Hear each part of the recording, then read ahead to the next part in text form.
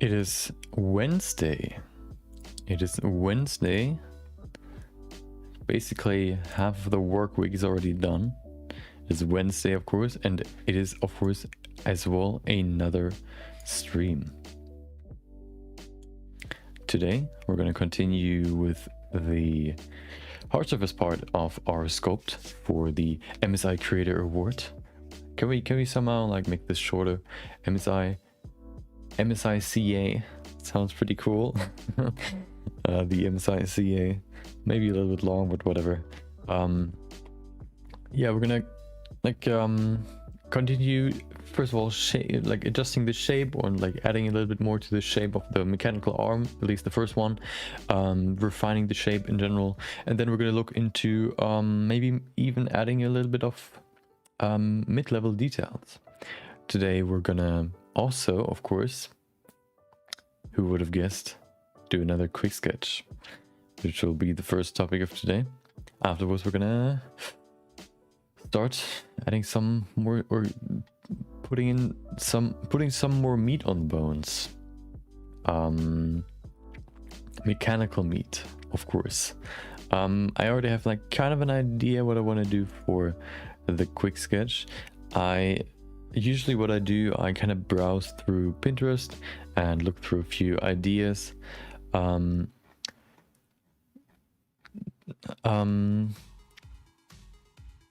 So I think today I kind of want to focus on textures a little bit more. We're probably gonna go a little bit more into like maybe making some interesting textures, combining that with the black and white, or rather monochrome style of the current series of quick sketches. Seeing through and looking if we can like create something interesting. Yeah, we'll see if we can make something cool.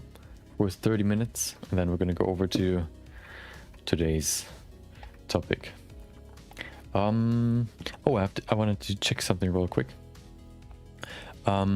So on Twitch you can kind of like set tags for your stream, which help with the recommended setting, or with the recommended function when you look through channels. So I kind of wanted to check if I can okay, hold on. There's a setting that I should probably change. Tag stream language. Wait, there's it just told me that my content is for mature audiences, but that's not really the case. Okay, the tags are still in there. That's good. So the tags just help with the overall recommendation function. Basically, if somebody was to stream that, for example, have like 3D modeling, educational, creative, digital art, or whatever, they watch like streams like that, and then they look through recommended, or they get like recommended streams to them, like in their feed, or in their if they watch, for example, look through the art section. Setting tags on your own stream helps basically helps the algorithm recommend you to more people. Okay, so hold on. There has to be a way how I can set my stream to, what is it, family friendly, I guess. Never done that before. Maybe in here. Oh, there's something. Edit stream info, mod action, active mods, automod queue. Stream health. What is stream health? Well, don't really need that now. Predictions, stream info. Let's see. Wait, that's the same settings, but there's nothing for. Ah, well, I'm gonna figure that out later. Don't want to do that now. Don't want to bother and waste more time. Let me just quickly go in here.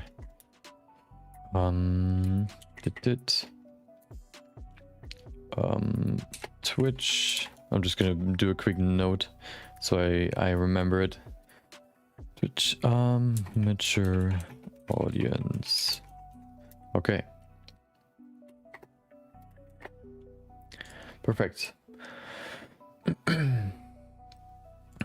So, Blender's already open. I, of course, need my dude. So let me just quickly grab him, or at least go to his home, his folder in my my pile of folders. It is right there. Okay, my human base mesh is ready, and I think yesterday I talked about I would like to have a second female base mesh that I can use for rigging, or that is actually rigged, that I can use for quick sketches. I think I have one, but I'm not quite sure if that one is really optimized to be able to be used in quick sketches. So I kind of have to play around with that a little bit more to see if that actually is useful, if I can use that. And then maybe we have a female base mesh as well. Okay, I am ready. Hold on. Do I need to change anything? I guess we're ready. So I would say, hold on, where's my, there it is. Hopefully 30-minute quick sketch, of course. I'm ready. Hopefully you are as well. I would say I start my recording. NAS, my good old countdown tool, is ready. I would say 30-minute quick sketch starts in 3, 2, 1, go. Perfectly starting with the new song. Put that in there. Let's see what we get here. Where's my collection? There it is. Hopefully this one isn't as much as a train wreck as the one yesterday. Yesterday was just so like so bad. Everything went wrong. Nothing worked, and we like wasted like 5 minutes or more on just trying to split this dude into multiple pieces, which didn't even work. So job not well done on my part, I guess. Okay, so I want to do something different today. What I want to do though, do I have to, I mean, we could probably do that. Hold on, we are in edit mode. First of all, I'm going to go down back here, rotate this by 90 degrees backwards. And then, yeah, we can probably keep it like this. For now, we need a plane. He's supposed to be lying on the ground. So we need a plane, of course, for the ground. That's the plane. Let me pull it just maybe a little bit over here. Let's rotate it by 90 degrees. Oh, on the Z-axis. So the camera is still looking, facing the same direction. We're not getting confused. I kind of want to rotate him in the other direction. I mean, yeah, like this. So he's facing the other direction. Okay, so let's pose him so he's actually lying on the ground. First of all, we need to pull him up a little bit. Perfect. Oh, he has a huge back. Okay, let's do some adjustments. How about we rotate this a little bit forward, so he's actually lying. His back is a little bit more straight. Also, his hips can be a little bit more straight, more like that maybe. Okay, then his neck has to be relaxed. Pull it more down. Oh, okay, we have to grab his head. He can probably look like in some other direction. We'll take like this maybe. Okay. Wait, hold on. I mean, we could, yeah, that should be good. Okay. Let's relax his neck a little bit more. Okay, that should be good.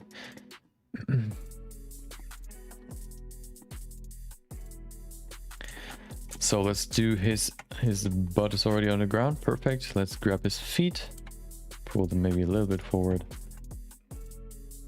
Oh, rotate them on the y-axis. We're probably not going to see the feet, but I kind of want to at least put them somewhat into a pose, so then they don't just like float there in midair or something. Okay, that should be pretty good. If we maybe see them, then they're posed, so that looks pretty good. Okay, actually I kind of want to make them like have them lying on the ground, so I'm going to do it like this maybe for one. The other one can be more angled. That could be pretty good. Okay, there's my knee direction. Perfect. Okay, So now his arm, the most prominent arm in the scene. We're gonna rotate him first. Okay, then we're gonna rotate him like this as well. Make it, stretch it out, and then position it somewhere. Let's position it over here. Of course, we have to rotate it so he's lying more like this. Then I kind of want to... His fingers are kind of relaxed, but I kind of... Should we...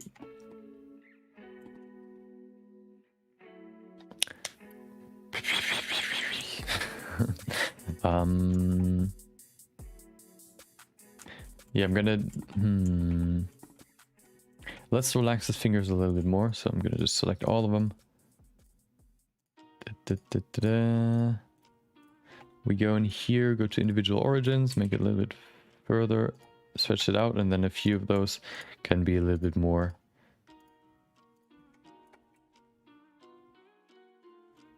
relaxed. There you go. Oh, okay. Yeah, more like this maybe. His thumb can be a little bit... let's see.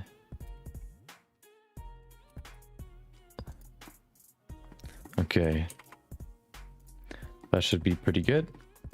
The other... Oh, hello. Perfect. So, he's lying on the ground versus the elbow position. Okay, there you go. That looks pretty good. Let me grab the camera. The camera's actually now not facing... Oh, it actually is perfect. So let me grab the camera. I need my camera view, of course. We have 24 minutes left. Should be pretty good. Should be enough. Let me position the focus somewhere else. More something over there, maybe. Somewhere over there. Make the camera smaller so we're not... Like, we can actually see what the camera's looking at. Otherwise, it will just overshadow the whole scene. Perfect. Next up, I want to make a pretty drastic perspective, so we put the focal length to something more like 30 maybe. Pull it even closer. Oh, hello.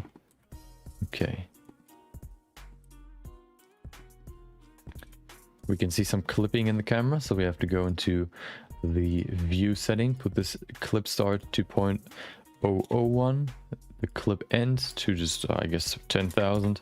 We don't really need to adjust the clip end, but I just did it, so... Fight me. Let's see. Something pretty dramatic. Okay. Move this over here somewhere. Okay. Maybe his face can look a little bit more to the left. Okay. His back looks kind of weird. Let's see if we can adjust it a little bit. Yeah. His neck looks scuffed. Let's see. Maybe more like this.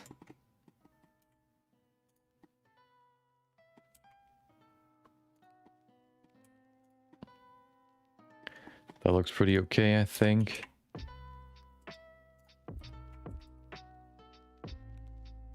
Let's keep it like this. I think that's the best we can get.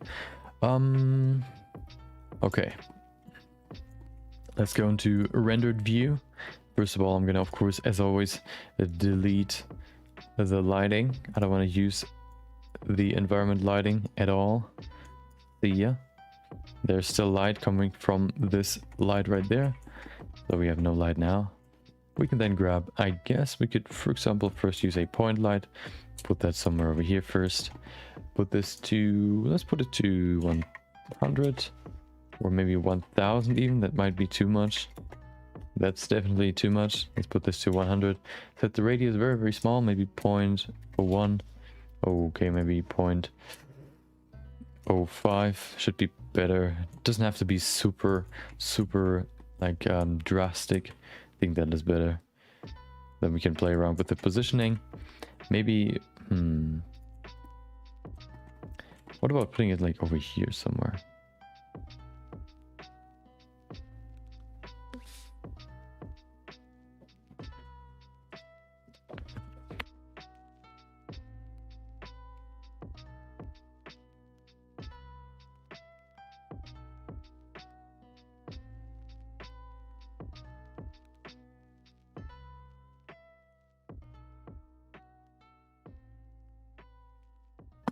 Okay. Hold on. Let's see. I kind of, I'm not quite sure what I want to do with this, to be honest.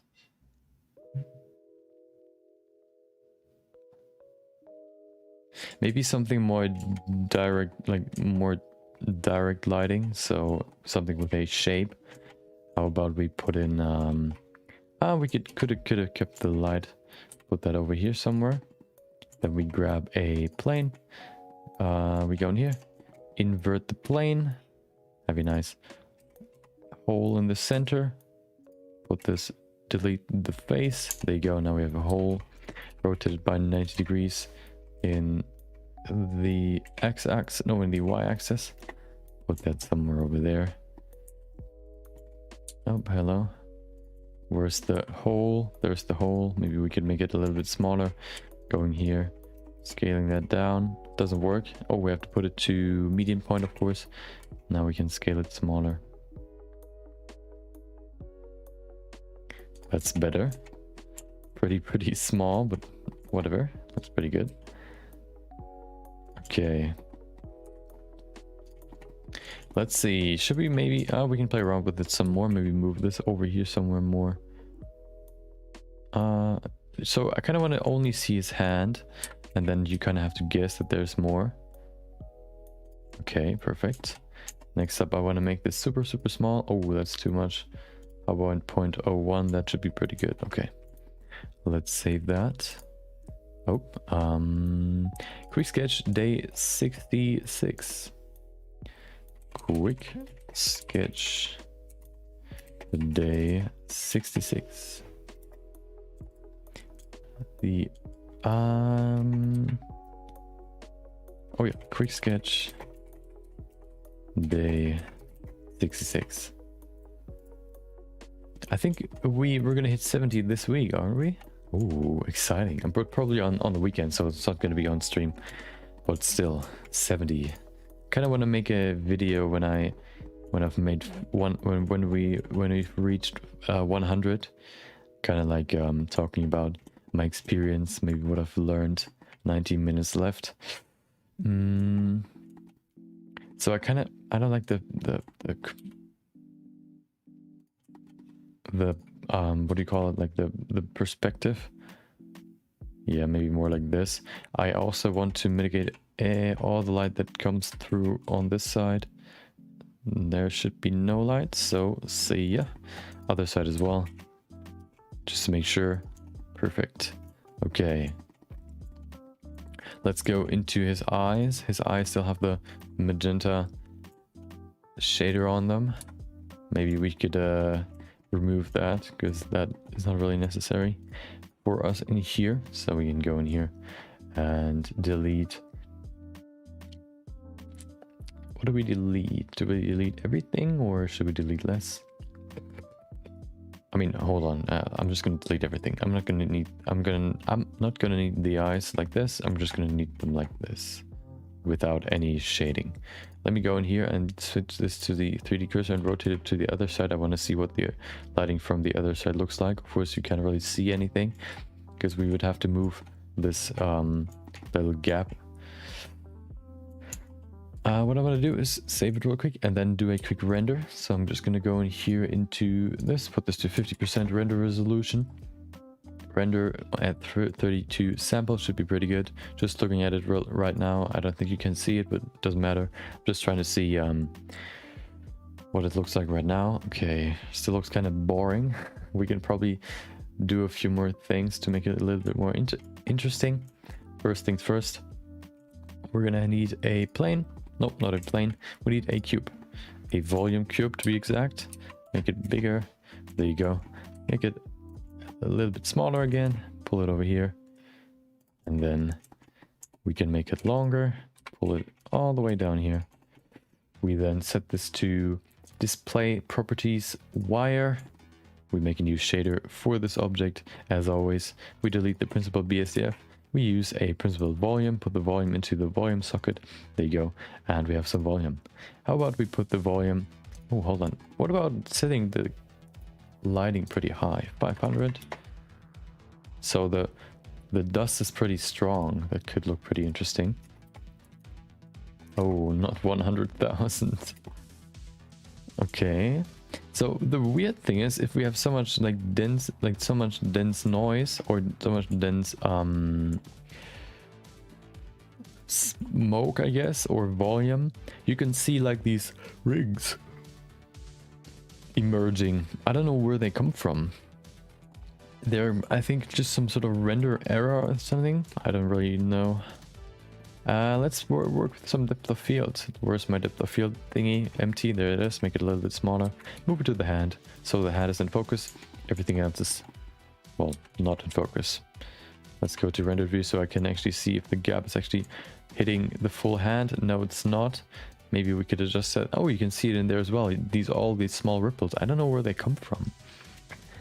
I am not quite sure. Oh, we could probably just move the light. There it is.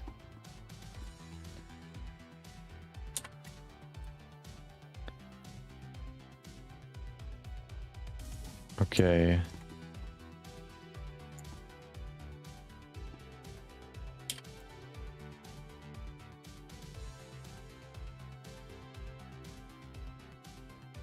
That should be pretty good. Is it though? Let's see. Oh, I pressed the wrong button. I'm in the wrong direction. Okay. That should be pretty good. Okay. Go to solid view so we don't lag out so much. We can still see these weird rings, but whatever. We don't really have to care about that right now. We will first go in here into the camera and enable depth of field. This should give us something like this. Isn't that the depth of field object? Oh, of course we have to first set the focus object in here. Use the DOF. Hold on, the DOF empty. Where's my DOF empty? There it is. Perfect. Okay, it's pretty shallow. Probably because of the focal length. We probably have to make it a little bit bigger. Let's see. Go in here, put this f-stop maybe to 5. Okay. What about 8? Let it set it to 8. Maybe move it even closer so the fingers in the front are in focus. The rest can be off focus. Okay, that should be pretty good. Maybe we should bring in even more f-stop. How about 10? That should be enough. Let's save that real quick. Okay. I kind of want to... there's something missing. The magic is missing. I don't really know what I want to add, though. How about we're going to just add the little glow stick again? Wait. Okay, no. The hand is also kind of like not really lit up in a good way. Maybe we could move the light a little bit higher. Maybe that's better. That's probably better. We then go in here and move this a little bit higher. Perfect. Okay. Let's save that again. 12 minutes left, so we have some time to play around. First things first, what I want to do. Hold on. I'm not quite sure if I want to play around with textures. Let's go in here and make the subdivisions higher, so we have some higher, I guess, some more, so just a higher resolution, so we can see what that looks like. I guess we have to fix the hand a little bit. We can go into the pose right there, rotate this out a little bit, go in here, set this to median point, and then rotate. Okay. Oh, of course. Oh, dude. No, okay. Wait, is that weird thing coming from... Wait, if I put this going here into the cube and then pull this down, is that why these... Oh, that's fixed it, I guess. I don't know why that happens, but now it's gone, so perfect. Okay.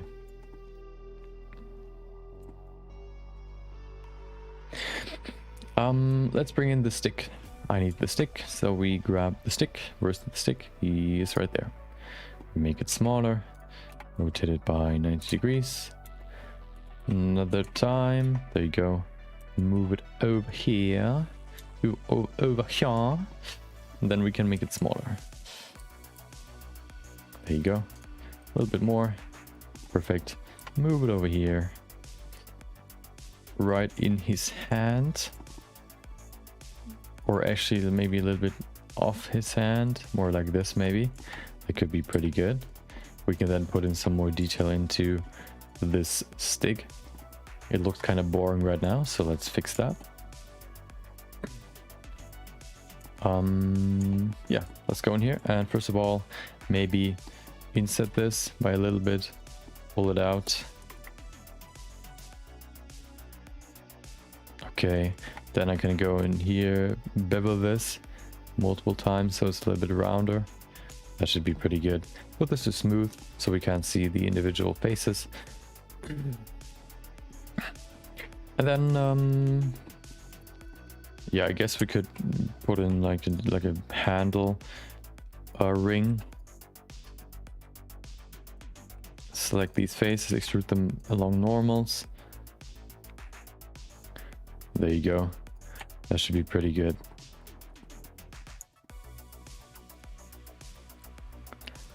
Make these corners very defined.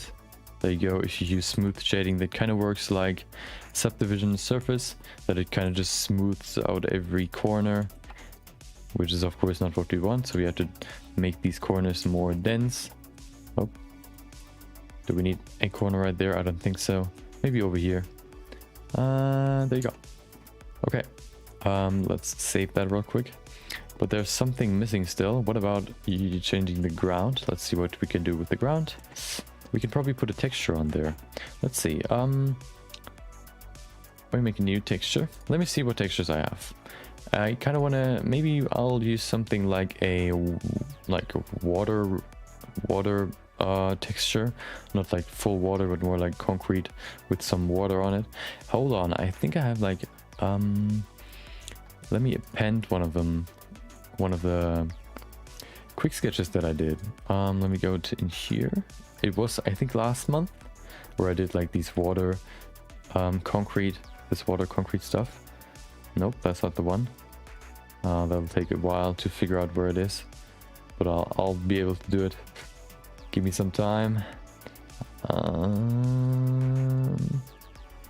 Come on, that's not the one. Nope. Oh, 9039. Nope. Oh, dude, where is it? There it is. Is it that one? It looks like it. Let me grab the material. Oh no, which one is it? I guess this one. Hopefully, let's see. I need to go in here into the material. This one. Oh, it's loading. Looks like it's the right one. Is it though? It is. Perfect. Okay. It's a little bit big maybe. Let's see if we can make it just a little bit smaller. Going in here, put the scale smaller. Oh, that's not for all of it. Wait, hold on, what? Where's my Musgrave texture? There it is. I guess we have to go in here into the noise texture, make it smaller. Nope, that doesn't work. Well, how about this one? Nope. Wait, what? Which one changes these puddles? Which one does it? Tell me. There's one more. Musgrave texture. There you go. Perfect.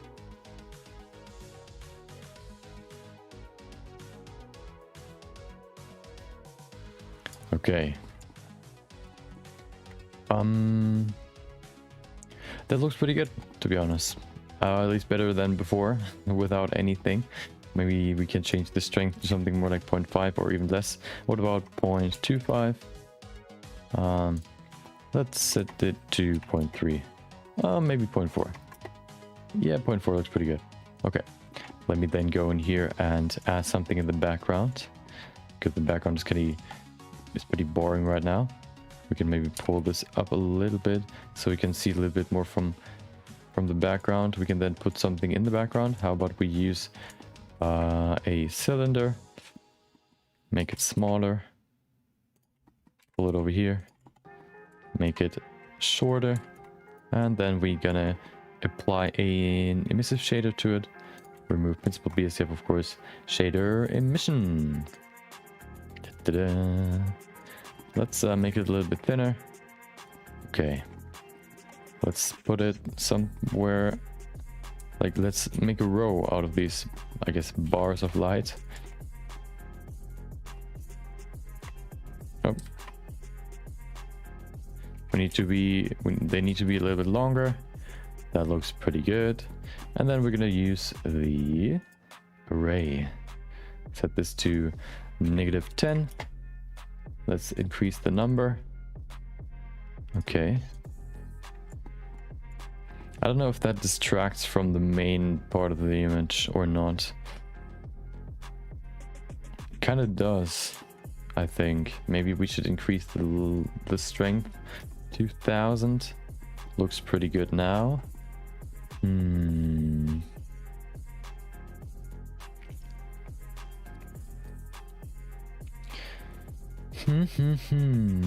What about putting these bars not over there, but maybe rotate them by 90 degrees so we can see them through the reflections? Where are the reflections?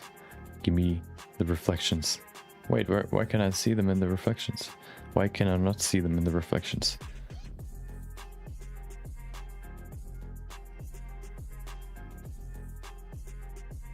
Okay. I guess not then. Yeah, I think they kind of distract more than they help. So let's not put them in. Oh, his eye is still there. How about we remove his eye material? Not only for the inner eye, but also the outer eye. Okay. Hmm.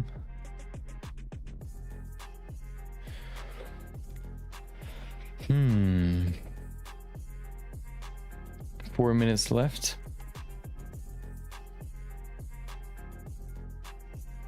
Can we do something else? Oh, what about let's try that.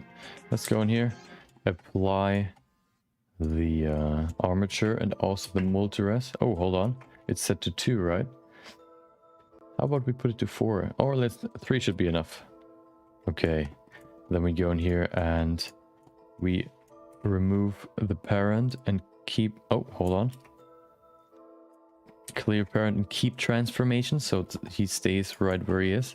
We then go in here, use another mesh, a cube, put that smaller, go in here. Let me not try to commentate to the beat. Put this here, make it smaller, make it longer, just like that. Rotate it, just like that. Fit it over the small finger. Looks pretty good, but it needs some more adjustment. Of course, there's no rhyme, but whatever. Bite me. Or whatever. Okay, make it smaller. I can see through it, but that doesn't matter. We can keep it like this. Looks pretty good. Maybe move it further out. Then go in here and use the Boolean modifier. Select the cube. Perfect. Remove some of his finger. Takes a while because there's so much geometry. Put this to non-rendered version. Hold on. Everything's messed up now. Doesn't matter. Put the light into the light collection. Set this to display wire. Where's my display? Where's my display? Visibility. Nope, that's not it. Select the cube. Display wire. Takes a while because it's so heavy in terms of geometry. Perfect. Now it's gone. You can still see it in the render. Let me see if I can fix it. Have to put it to non-rendered view. Remove this out of sight, and there you go. Okay, now we have a different different song, so I can stop trying to stay on beat. Hold on. Oh no, please don't crash. Okay, there you go. So I want to fit it on this finger as well. Let's see, make it a little bit smaller, pull it over here. I kind of want to remove two of his fingers, his fingies. Looks pretty good to me. Okay, that should fit right on. Go in here, put this another Boolean modifier. Let's save first before we do anything. 1 minute left. Save. Wait, why is the box still there? Oh, of course. Set, which is cube 2. This cube right there.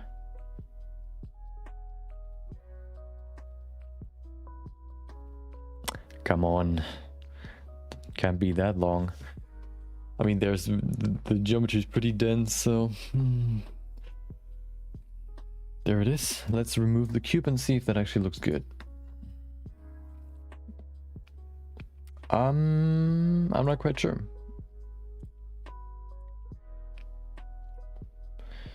It's crazy that even just hiding the modifier like breaks everything, probably because it's like it still has to calculate everything again, which is kind of weird.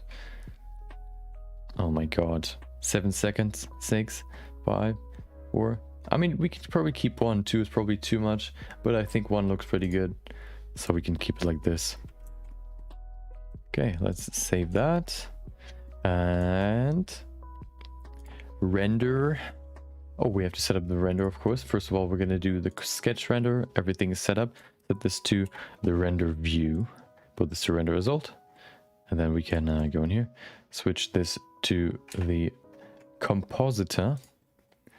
Render. Oh, first of all, save. Render image. And then we can go into the compositing, which shouldn't take long. We're just going to probably, I don't know, like bring in the glare node and that's it. We're going to do the rest in Photoshop because it's just easier and it's basically real time in Photoshop. Unlike here, where it has to be rendered every time or calculated every time. Oh, there are the cubes. Hold on. Wait, what? There. Oh wait, forgot to hide them. Which one is the right one? It's I guess both. Like this. Let's do it again.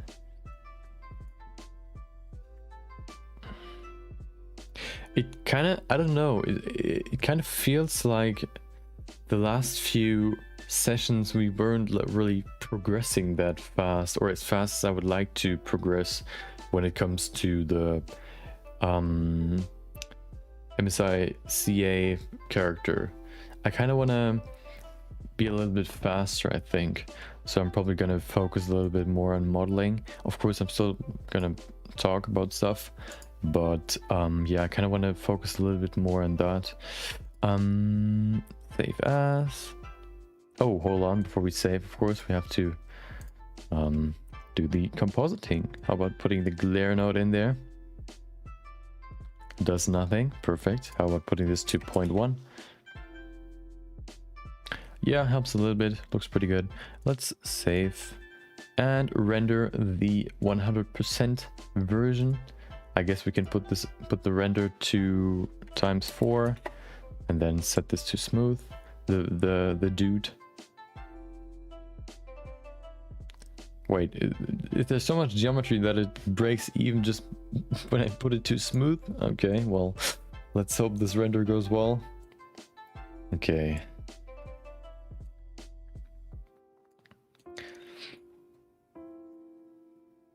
So I think not tomorrow, next week, we're gonna do at least for one day, we're gonna do a fun project that's gonna just take 1 day just to like kind of break the monotony of just working on the MSI CA the whole time. I think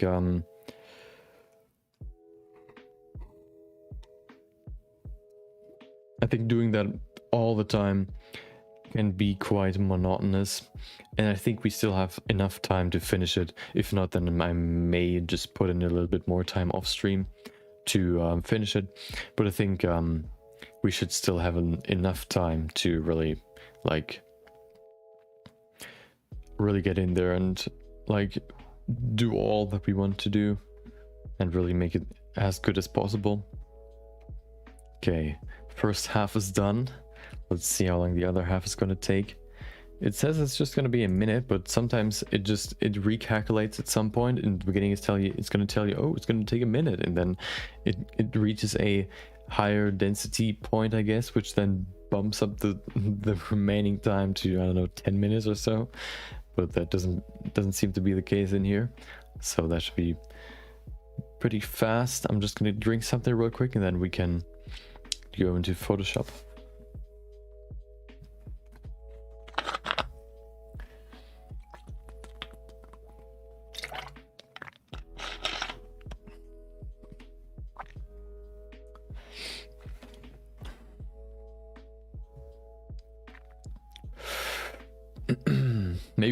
Maybe tomorrow we're gonna switch to something else. We're probably still gonna keep the black and white imagery, but maybe we'll switch to something less focused on the dude.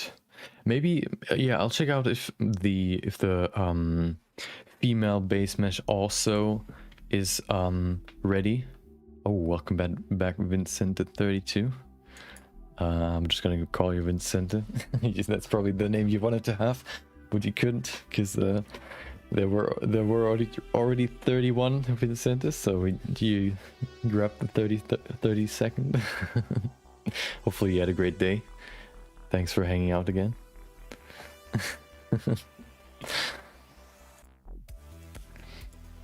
I think that's always like, you try like in the beginning you say like just your name, then you put like 1, 2, 3, and then at some point you just say, okay, like just put like 54 or something to get something. I think, and the worst ones are even like the worst ones are always the suggestions when you get some.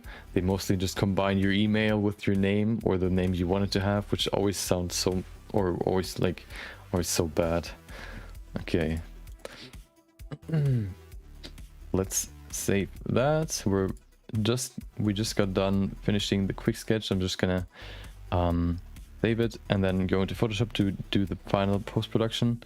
And oh, okay, looks like your family name, so it kind of sounds like it, or is it like it doesn't look like your family name? Is your family name 31? Okay, hold on. Quick sketch a day. What is it? 65? No, 66, right? Oh, 66. PNG, perfect. Save as image. Okay. Let me open up Photoshop, import my image, and then we're gonna do the last few moves, and then we're done. Okay. So let me switch to Photoshop. I should. Oh, I worked a little bit. Oh, okay. Wait, what? Hold on. Is that a letter? Hold on. Let me put that into Google Translate. Let's see what we get. Oh. Hold on. Wait. Even in English, it spells it the right way, I guess. Hold on. Is it? Hold on. Jiang? Is that right? I mean, yeah, I guess 32 would be or 32 would be the closest for the letters, or the one letter. Yeah, that's the English pronunciation in Google Translator. Let me try. Is it like I guess it's an Asian country or something? Wait, is it? No, hold on. Yeah, hold on. How about let's try Korean. Is there a Korean TTS? Oh, well, okay, that's a whole another pronunciation. That's Kang, something like that. I don't think that's the right one. Let me try Chinese. Oh, Jiang? Is it Jiang?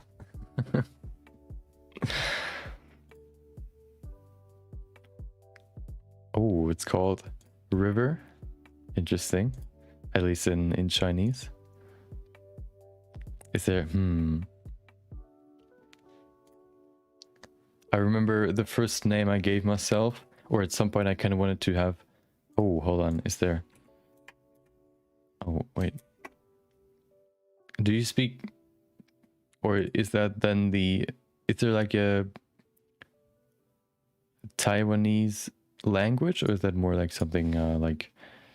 Is there a different language you speak, or that gets spoken there, that is the main language? So if I look for Taiwanese, it doesn't seem to be here. Let's see.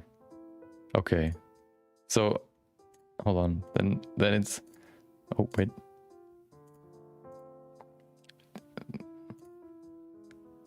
Jiang? I'm sorry for mispronouncing your name. I'll try. Yeah. Sorry for disrespecting your name with my horrible pronunciation.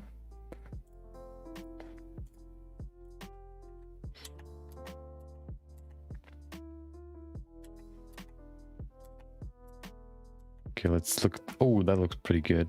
Nice contrast. Put in some more contrast to really make the shadows and the whites, set them more apart. Looks pretty good. Yeah, we're gonna... So this is the quick sketch every day, every day and every stream. For the first like 40 minutes or so, I'm gonna give myself 30 minutes to create an image, which I then post on social media, and then we're gonna go over to a more long-term project. So yeah, every stream, the first 40 minutes, you will see like the quick sketch of the day, which is this one for today, where I basically do something like create some sort of imagery, and then I go into Photoshop, do some post-production, and then I go over to the long-term project, or a longer term project. So hold on, my idea behind this I can show you. Wait, I'm gonna pull up the earlier quick sketches where I kind of started this black and white monochrome imagery. Let's see, did I start in March? Oh, there it is. Okay, let me switch the capture view, display capture. There you go. So it all started in March at some point. I kind of decided to reduce my images to only black and white. I think this one was the first one I did fully in black and white. So that was the first one. I really liked like the very harsh shadows that really created this kind of comic look. So I kind of wanted to do some more images with only monochrome farb schemes, to only having to focus on laying, or like the layout of the image and the shadows and all that. And then at some point I started this series like right the next day with like I kind of started to build a story. I also added this fingerprint texture, which kind of gives it this nice gritty look to it, more like as if it's like a real image, or some dust in the air, which I thought looked kind of cool. So we have this dude, he woke up, all the other ones have like non-glowing eyes, so he's the only one alive basically. It's not like a full story. These images are basically just based off of the ones that came before, so I kind of take those as inspiration. And so this is basically one where I grabbed this stick from, that you can see in the image. You can see the dude running away, basically, if you will, running out of the factory or whatever. You can see dudes chasing him, and the dudes behind him have these sticks holding in their hand. They are glowing. All of the other ones also have them, but you can see them because they're behind them. And So I kind of had the idea then the next day to give him, like, he escaped basically, and he grabbed one of those sticks and uses them in the night for some lighting. And now I used it to like do a little throwback to the scene with him lying on the ground. You don't really know what is happening. All you can see is that the light, or with this very drastic perspective, his hand in the front and the stick, him holding the stick, or kind of releasing the stick because he's, I guess, unconscious. Nobody knows. Maybe not. Maybe he's just sleeping. Yeah, some sort of yeah, lightsaber, or just like maybe even just like a light stick. Is Samurai Jack another anime that you want to recommend to me? I never heard of Samurai Jack, if that's the case. I know of so the animes I could probably name are One Piece, Naruto. Hold on. Attack on Titan, One Punch Man, what is it? Death Note. Something like Hunter x Hunter. I've never seen that before, but I heard of it.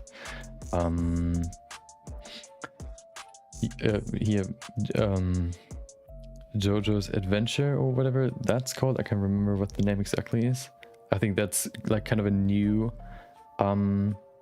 anime, or at least it got more into, like, it got more popular recently. I saw a little bit more from it. Let's see. Do we need more contrast? Let's see. Yeah, maybe a little bit more. I kind of want to hide him in the shadows. That looks pretty good. Oh. Maybe we can draw some inspiration from it. I'll look it up in a second. I'll just finish this image and then we can look at it. Yeah.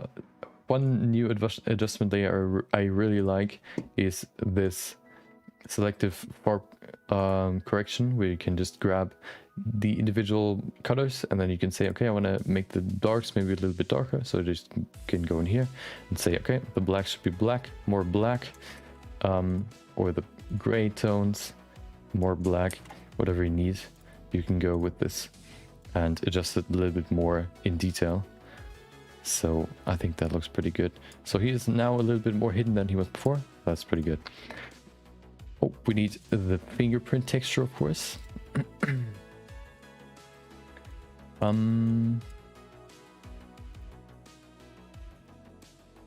the way, I kind of wanted to ask you. So I recently heard that you can set tags on Twitch for your stream, stuff like creative, what language, and like the content. I put stuff like digital art, I think 3D sculpting or 3D modeling, and a few more, which then help the algorithm to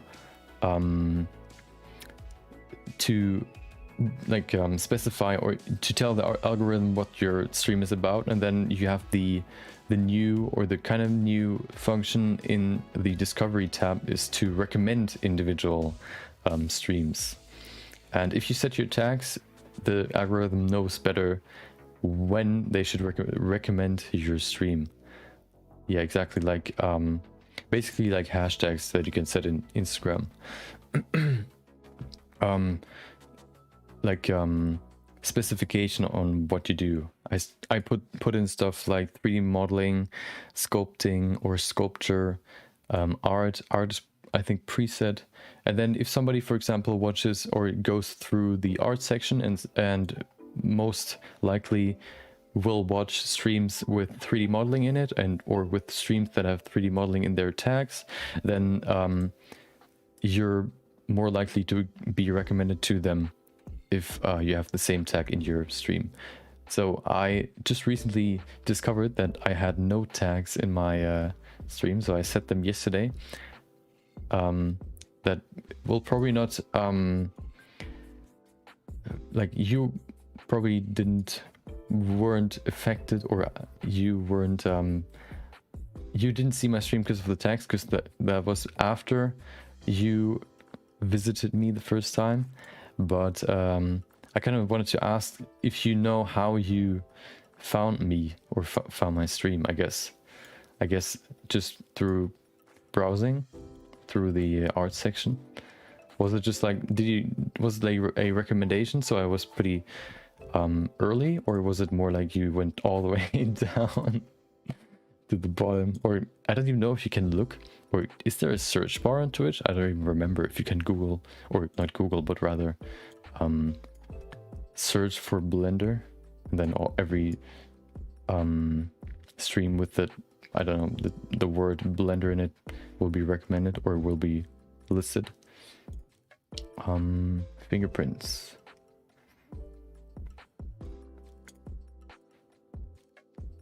Okay. So you're one of the curious ones that delve down into the depths. I like it. Oh man, I need to go further back. There it is. That's my texture, fingerprint. Okay.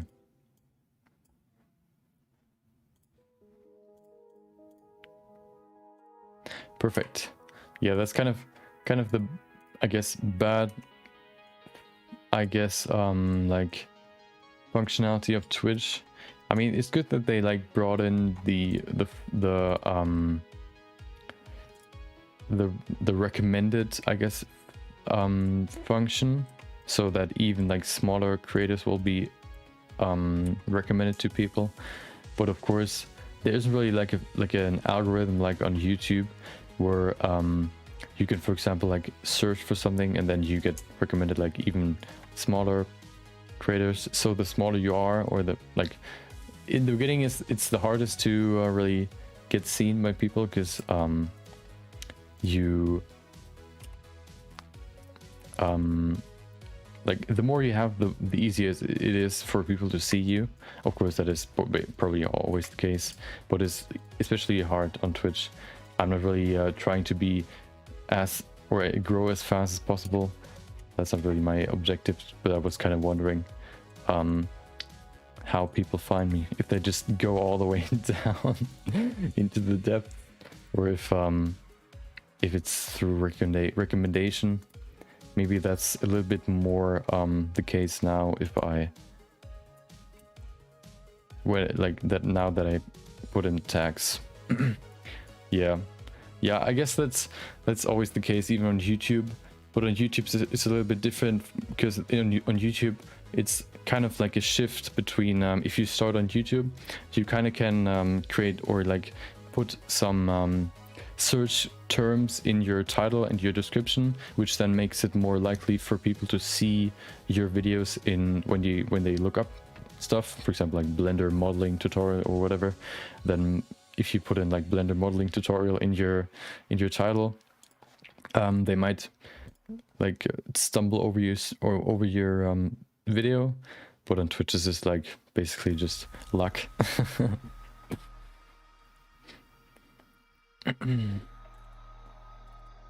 Wait, is it six?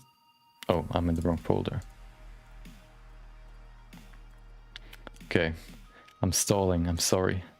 Want to go back to the main scopes. I mean the main project. 1920.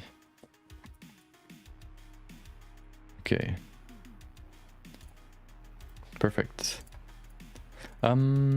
Save that one more time. Oh, hold on, I haven't saved that before. Okay.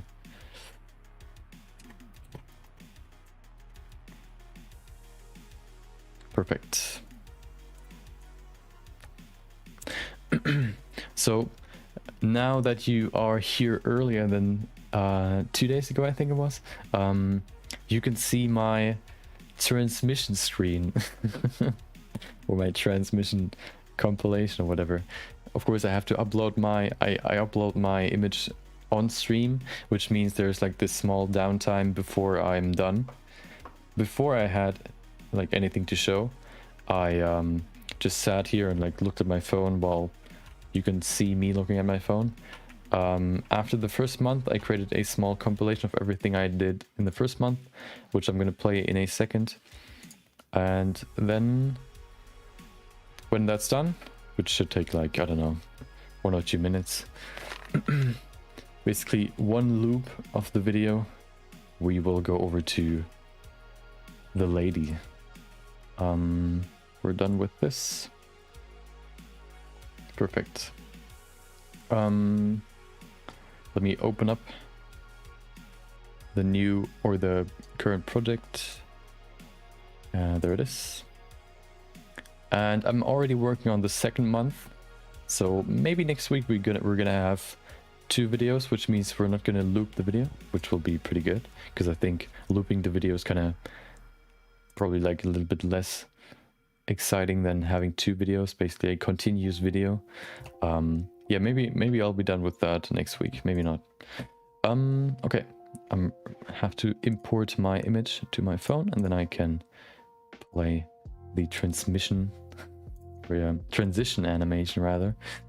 And then we're gonna continue with her.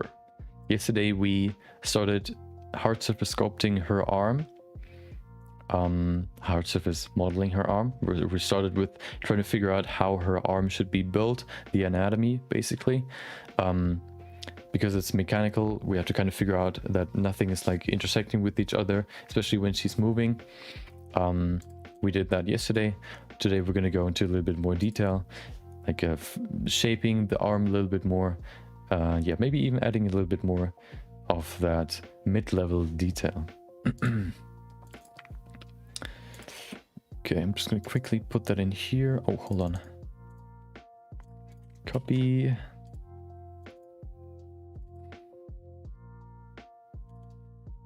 Okay, perfect. Yeah, I'm ready. Let me pause the music while I upload my image. Enjoy the compilation.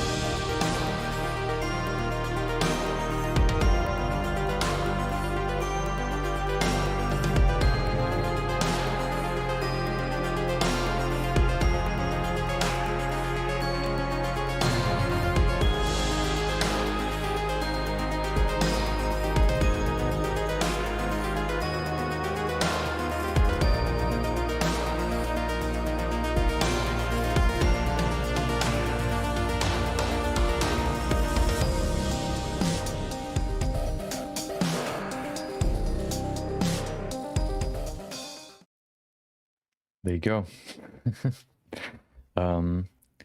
Next week's, I mean, next month or this month's quick sketch, I mean, compilation will probably be a little bit more black and white, but I think this month, or last month rather, quick sketches were actually looking better, because if you can only focus on the composition, the layout, then you can have some more time to actually like focus on these parts, rather than also having to focus on color, which can kind of take some time to get right.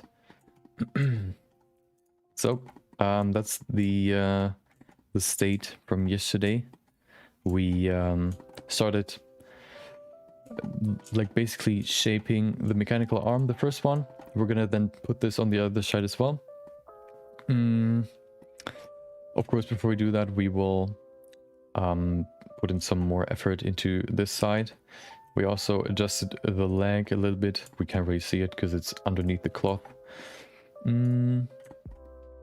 Yeah. We had a few more inspirations, so I kind of wanted to do a mix between this one, very smooth, very close to body shape, compared to this one. For example, you have a more rougher silhouette, a little bit more edgy, if you want to call it that, harsher edges. You can see more cables running through. If you compare it to this one we had previously, you can see this one is very smooth. Maybe it's basically no cables to be seen, just a few details that kind of break the silhouette, that maybe not really break the silhouette, they're not really part of the silhouette. If you go further away, you cannot see them really anymore, so they kind of are like set apart from the main shape.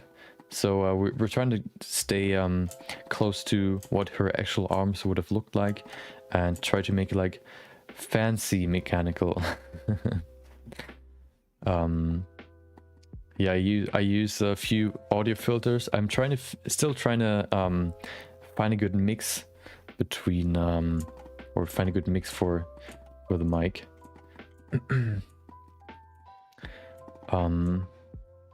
So I'm trying still playing around with it.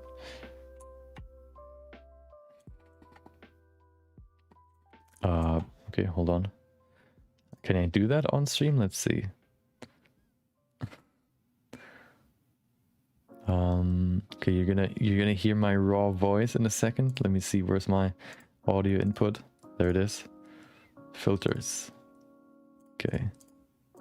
I can of course not hear it myself, so this should be without anything, and then enabling it back again. Of course, you should hear my keyboard. My keyboard is super loud, so if I move around like this, you can probably hear it. So I put in some noise reduction, stuff like that. The only thing I'm still kind of trying to maybe tweak would be the bass. I think, like, I kind of want to make my voice sound very, very clear. I think right now, why do you want me to keep them disabled? Does it sound better? Yeah, I think it right now, if because of the bass that I think put on it, it sounds a little bit muffled. So I kind of still try to play around with it to make it sound a little bit clearer. Yeah, maybe I'll do that tomorrow. The problem is if I disable my filters, you can hear every keyboard sound, which is probably pretty annoying. My keyboard is so loud that it's like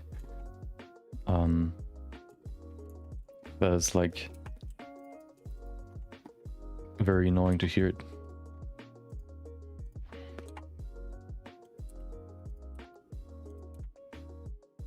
Do you mean that there's no background noise coming from the mic, or just overall the way that it sounds, because it's it cuts off part of the voice? Because I think I try to minimize the cutoff point as much as possible. Before that, it was even stronger.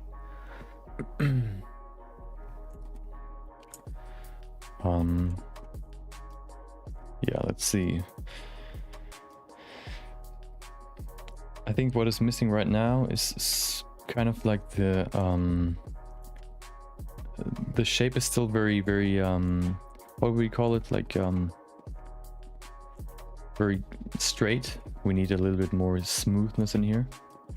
I mean, hold on, where's my audio source? Of course I can't hear my own stuff. Wait, okay, tell me what it sounds like this. What does it sound like? Probably a little bit less bassy, a little bit maybe even less clear. Or let me remove the noise suppression. Maybe that's better now. You said you don't like the noise gate sound. Maybe that's better. So let me bring in the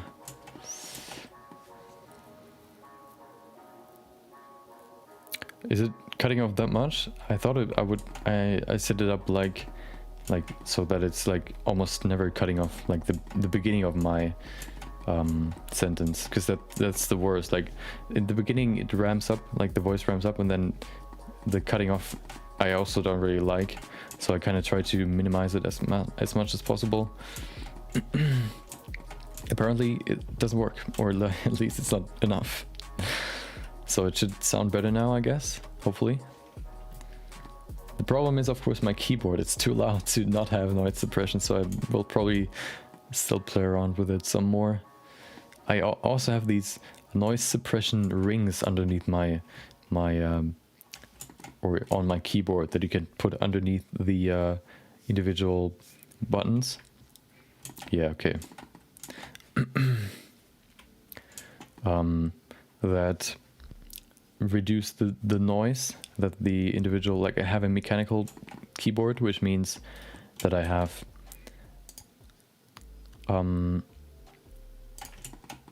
very loud like a very loud keyboard, even louder than other mechanical keyboards, which means like noise gate is very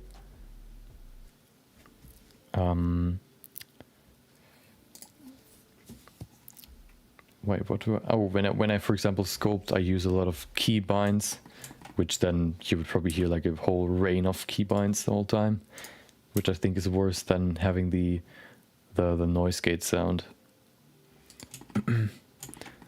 Yeah, I thought about maybe grabbing another keyboard. The problem is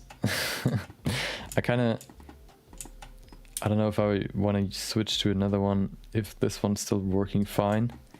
Maybe I'll check out a few more, or another one. Yeah, maybe at some point I'll look into that. Yeah, right now I'm not really working with that many, or I'm not really working with my keyboard that much. I mean, it's probably not really like a difference, because if I speak, you can hear the keyboard anyway, and I'm basically always speaking, so it's probably not like a huge difference. But yeah. So, okay. We could probably... Well, yeah. The problem is, if I like, yeah, maybe I'll play around with it some more. I like followed a tutorial for that, but maybe I can do a few more tweaks to perfect it.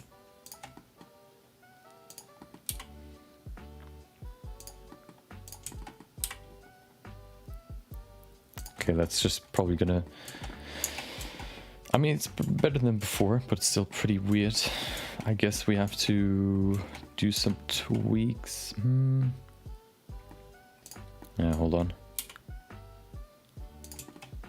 Are you always, also into Blender, or are you more interested in my topics? Or just like talking to people, or working creatively is your jam? That's why you're visiting the art section of Twitch.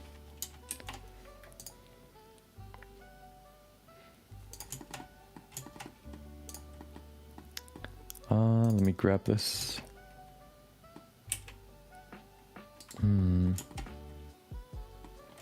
Okay, depends. Interesting. So, yes and no. Okay. Sounds interesting.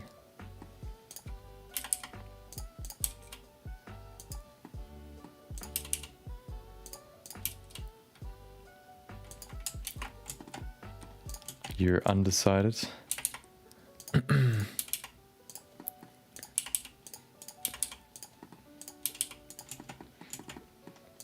Too busy of a life to really be able to work on your creative hobby, or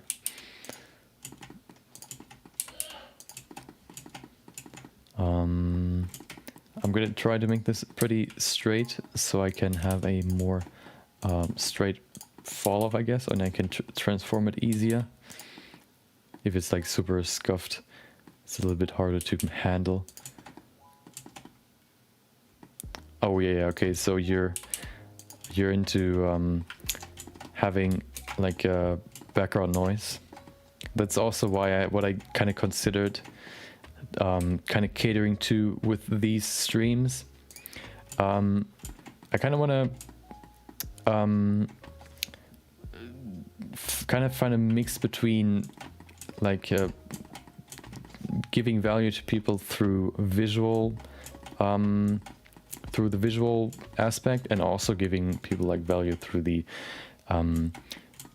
audio aspect. So I try to not only shoutcast what I do on screen, because you can do that, you can see that on screen, of course, visually. So I kind of try to grab or like talk about some sort of topic. This way it's like I kind of have like two sides to it. I think like for me, especially when it's like a creative stream or something more chill, it's better to focus on, in the audio aspect, focus on something else than the creative aspect, at least in terms of talking about what you do. I think that's kind of like a missed opportunity, or thrown or wasted value that you could have. So I try to always have some sort of topic that I can talk about.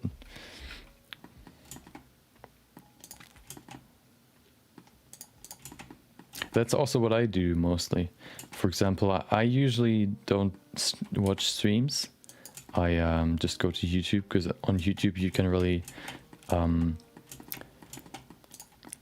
mean, at least I do watch some streams, at least one, but also this one rather to have something in the background while I work.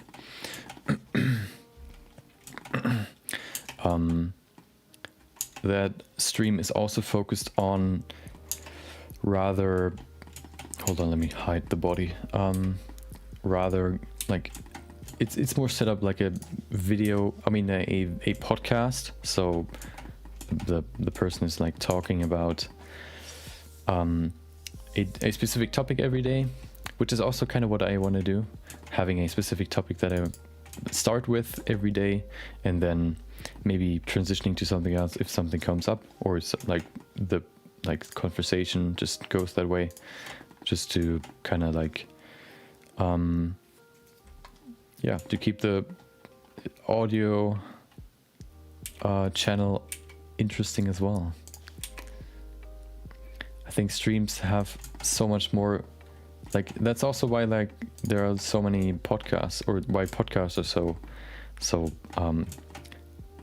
popular right now, because there's like so much demand of just having something in the background you can listen to, which is kind of similar to audiobooks, probably kind of the same, a similar example, just having something in the background that isn't just music, because music can be quite repetitive, or kind of like, I guess, boring at some point. Yeah, I mean, that's kind of what I want to do. So I don't know if I talk too much, but I don't like just sitting there and saying nothing, because then if I remember to like talk, I kind of like the first the decision to talk that much is because I kind of course, as I said before, want to give value to my stream through the audio aspect, and if I don't talk, then there's no value in the audio aspect in that moment. And also, if I don't want to get in this rut where I just don't speak, because yeah, I don't want to waste value, I guess. Usually if I like am with people, if I like talk with people, I'm not that talkative, I guess. I'm more the quiet person, but I mean, I'm not like super shy that I couldn't like conversate with someone. So we have a problem right here. Hold on, do we?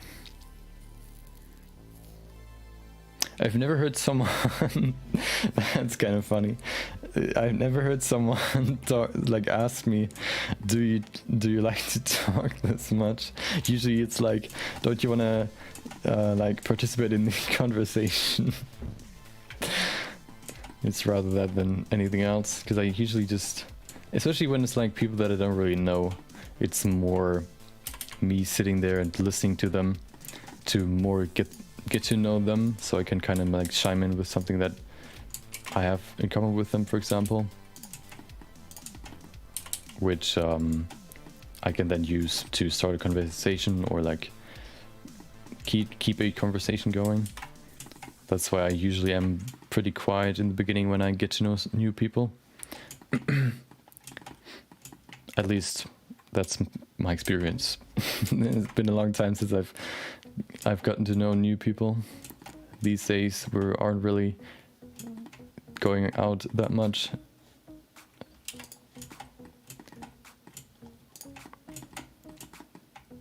Okay, I don't know if I want to leave this open. I guess we could leave it open. This way we can like show some cables running through.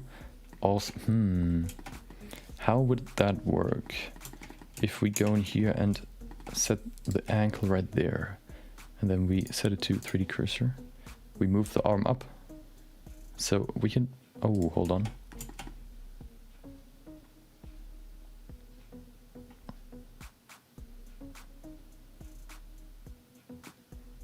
Oh, no, I mean, are you scared for me to disappear after a few streams? Well, I mean, I'm like someone, I think if the case with those is, it's more like that they kind of try to speak more and they kind of realize that it's not really something for them. For me, it's more that I like to speak a lot about the stuff I like, or stuff, rather even stuff like that others like, if I like get to know them. It's just like, it's not like that I have to talk a lot. It's like when I get the chance to and can talk about what I like or what interests me, then I can talk like a lot. So I'm not really like uncomfortable talking that much. And it's not really forcing, it's more like, it doesn't, at least doesn't feel like forcing, because it's like, it feels good to add more value to my stream through talking. Oh, okay, so there's something weird with this.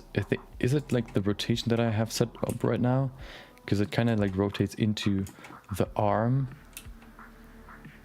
Oh, that's better. Is it too... it should work when it comes to the shape of the arm, or this hole. So that shouldn't be the problem. It goes all the way up there, and then it hits some sort of like... I mean, oh yeah, okay, so it can go all the way up there. If we make it wider, that should work. Just a little bit wider.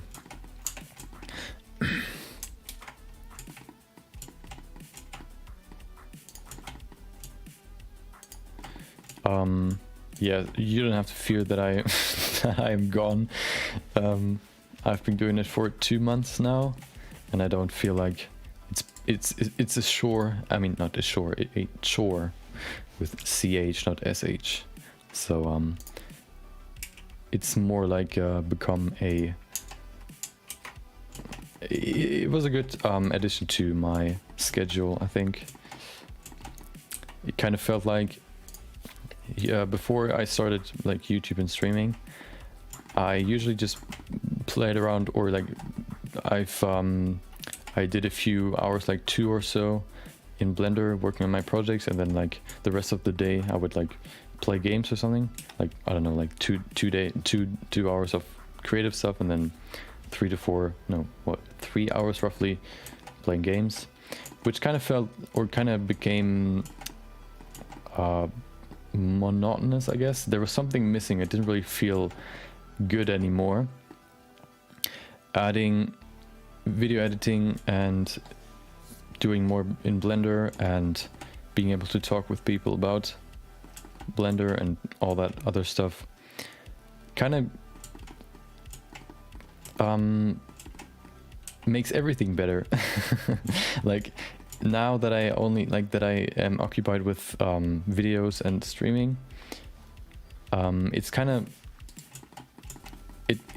it of course forces me to, or occupies more of my time, so I can play less games. But then if I can play games, it feels more special, which makes it feel better, more valuable than what it did before. And I said to myself, the only way I would probably quit, or rather like stop playing games as much, would be when I find something that is more fun for me. And I think I kind of found that with what I do now. So it's been a net positive for me.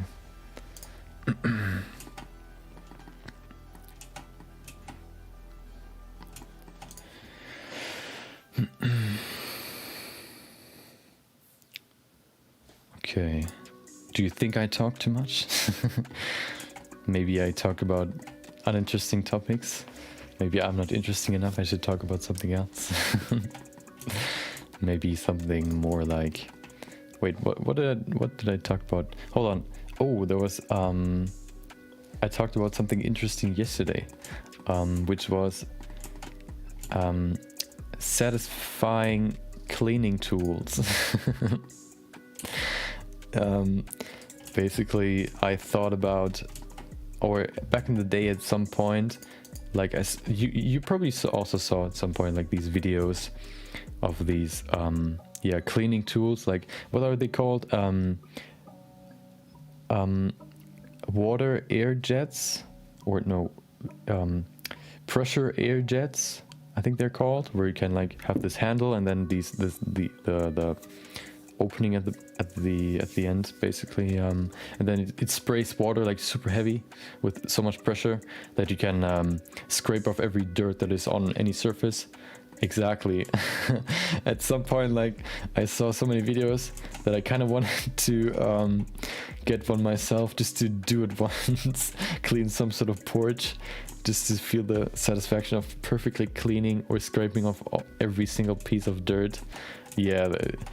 And then I went into a subreddit where people posted their before and after of their cleaning session, which also looked super epic, or super satisfying to see. Like, just this one tool can like transform your porch into like as if it's like brand new, which is super cool. So I kind of like, last month we did a day where I basically modeled a satisfying animation. I then remembered doing like something like power cleaning some sort of ground maybe, but that was probably too heavy in terms of how long it's going to take, so I did something else. But that kind of reminded me back to to these cleaning tools. So I still plan on getting one at some point. Problem is I have nothing I could clean. Maybe our porch. We have like a small one which can be pretty mossy, especially when it gets closer to winter, which then gets pretty slippery because it's made out of wood. Yeah, maybe the bathroom. We have some which sounds pretty gross, but we have a moldy corner because in our bathroom we have like the water is coming from both sides, not only the bathroom but also the other side. When it's rainy, like the water collects right next to our bathroom, and our bathroom has like a glass door which you can open, or like a door like window where the water could seep through, and I think it even seeps through the wall, but I don't think I can use the pressure air jet to to clean off mold from a wall with the wallpaper on it. I don't think that's a good idea. Okay, I was messing around. I kind of want to focus on this some more. I think I'm going to leave this open. What I want to change though is I need to have a cut right there in this in the upper arm where the like cables can go through. So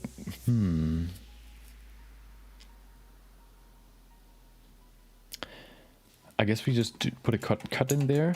I guess the easiest way to do that was just to grab the vertices, pull them up.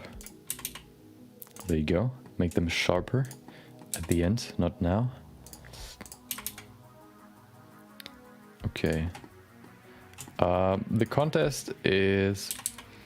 theme for the contest is aesthetics meets technology. So I kind of thought about grabbing an old Greek, I think it's a Greek sculpture, and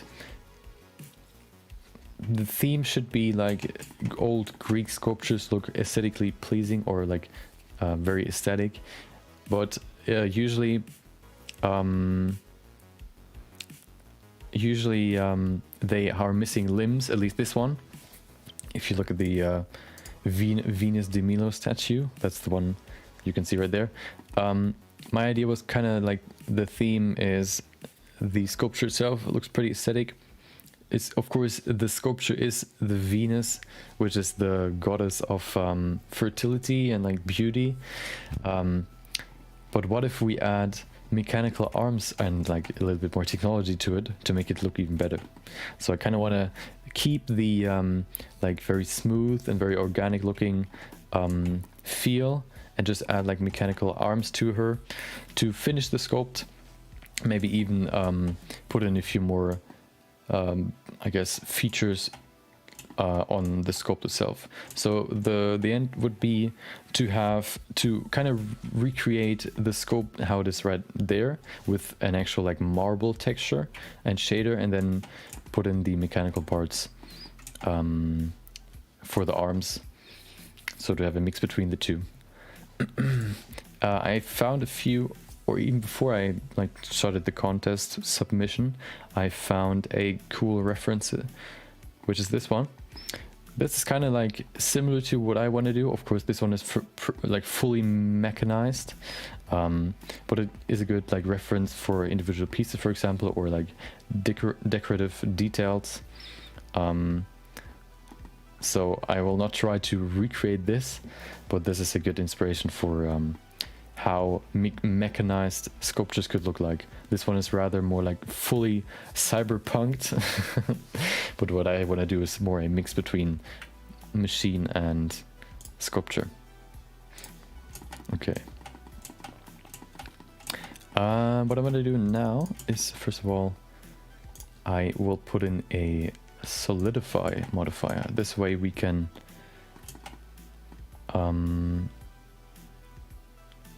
increase the thickness, so we have some thickness.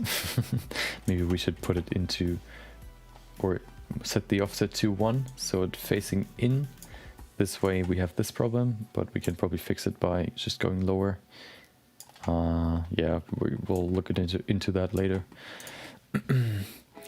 Yeah, that's the first time I ever tried to do a what is it? A full.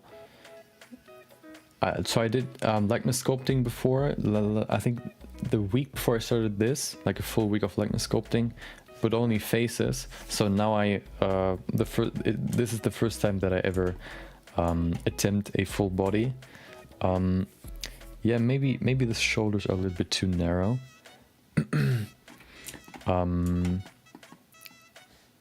Maybe I'll fix that later. We can always fix that later. I'm not quite sure though. Thanks for the feedback. I always appreciate feedback. So don't shy away from giving me feedback. But I don't know. Maybe it's even too wide.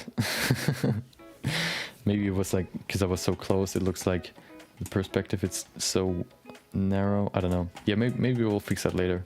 Maybe it's more apparent when we look at it later. Okay, so let's go in here and fix this.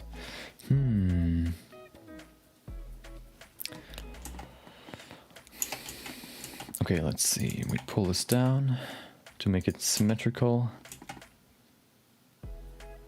Oh, actually, we could probably pull this down. So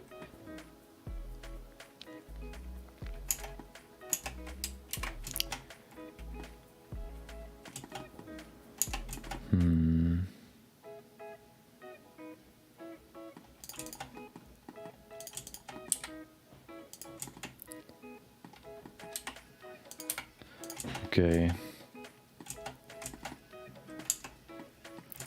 Okay, this is just getting worse and worse. Hold on. Maybe we should use the Boolean tool. Maybe it would be a good idea to start or to use the Boolean tool right now, just to get in the base shapes, and then we can retopologize it later. Wait, can I not go back further? Oh no. Ooh, thank you, Terfen. Hopefully that's spelled correctly. Terfen, welcome. Thank you for the follow. Oh, okay. Red name. Interesting. Wait, is that like, hold on. I see some Chinese letters. Of course I can't, hold on, let me put that, or I don't want to say Chinese, Asian letters. Okay. Yeah. Hold on. Did you just follow, or is that someone else? Because I kind of... maybe it like translates it? I don't know. Oh, welcome. Hold on. Let me just quickly check. Oh, okay. Okay, wait, what? What was the name? Something completely different. Is it Daya? Probably mispronounced that name as well. I already did that today. I apologize if I did. Okay, so we made a big mistake. Okay, unknown. I call you... Okay, I'll call you Mr. Unknown.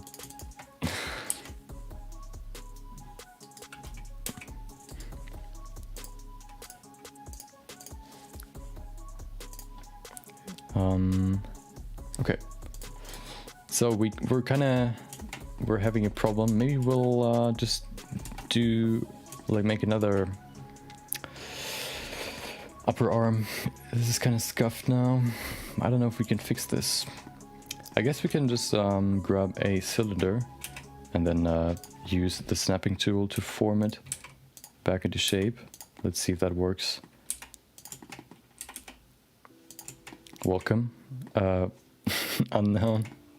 Hopefully you had a great day. Thank you for joining.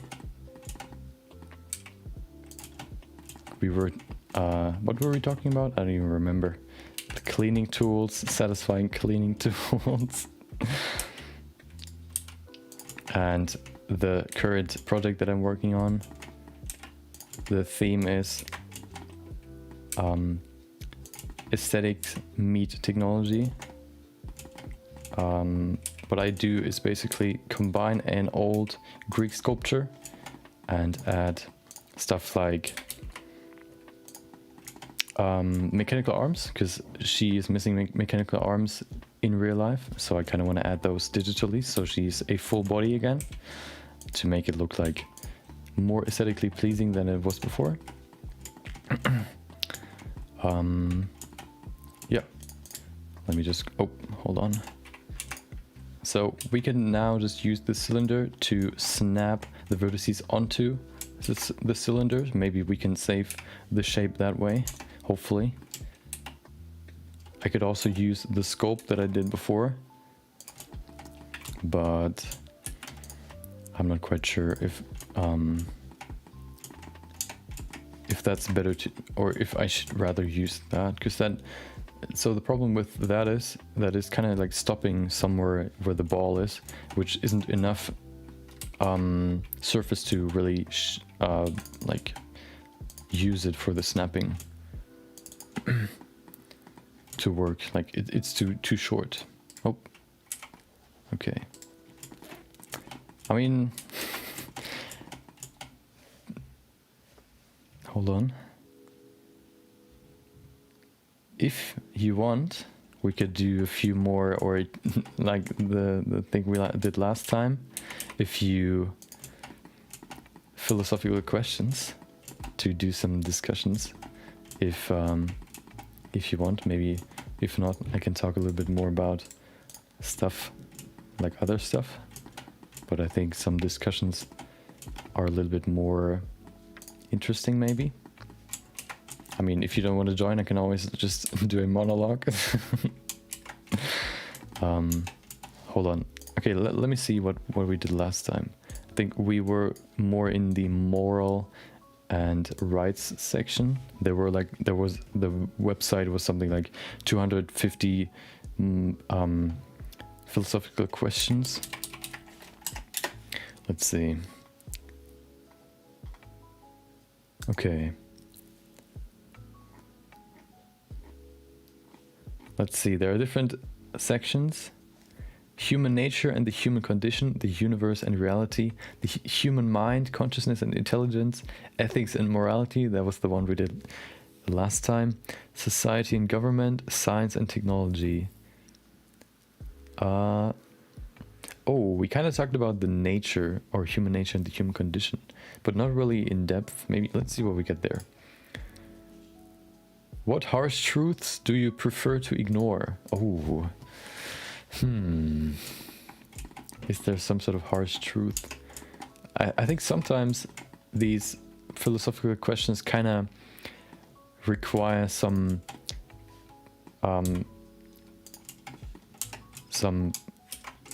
thinking beforehand.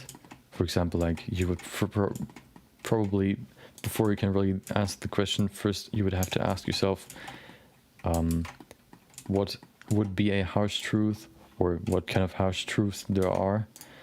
I can't really think about, like, let me see. I guess that life isn't fair. That would probably be one. That would probably be the easiest one. Or, like, I don't know. It's not really like a truth that I ignore. I just live with it. So I don't really know if that's really a good example.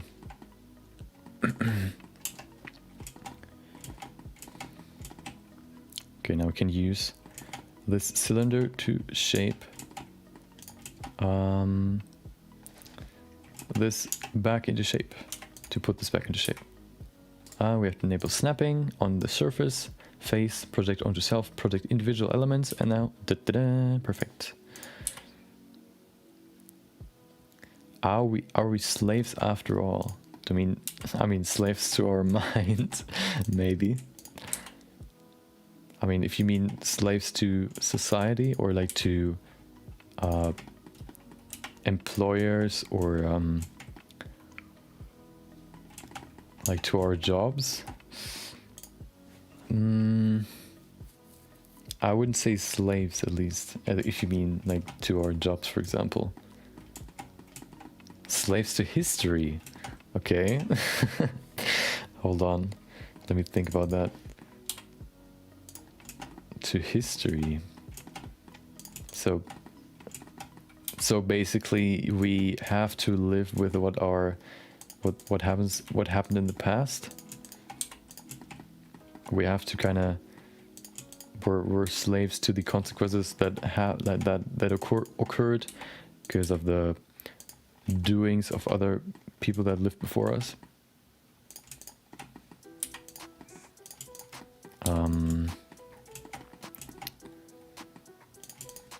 I mean, I think it's kind of similar to luck or like fate or whatever you want to call it.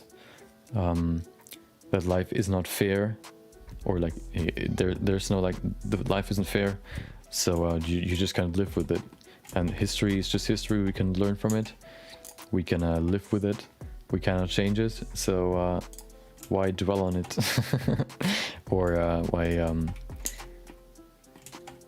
like, I don't know. It doesn't really force us to do anything, except maybe for like the rules that were built because of our past. But I think the rules in themselves aren't really bad rules necessarily, so of course, yeah, I don't know. There's probably like, you can probably always ask yourself what would happen if that and that wouldn't have happened. But I don't know if that's really a productive thought to have, because that kind of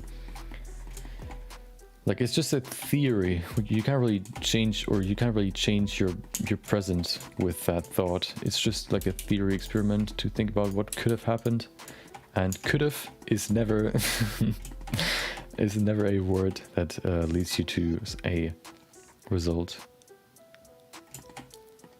Oh, now we're getting into why or what drives you, why do anything. I kind of that's kind of like an interesting question, because like most people have something that drives them, but they can't really pinpoint why it drives them. I guess just to like keep their brain occupied. To give me a sec. I kind of want to think about how I want to shape this ankle or this joint, because if I remove this part, it's not going to hold on to. Oh, maybe. No, it should. It should. Perfect. Okay. Yeah, that was a kind of a question that's kind of interesting to think about. Like, why do anything? What drives you? What is the drive in your life that keeps you going?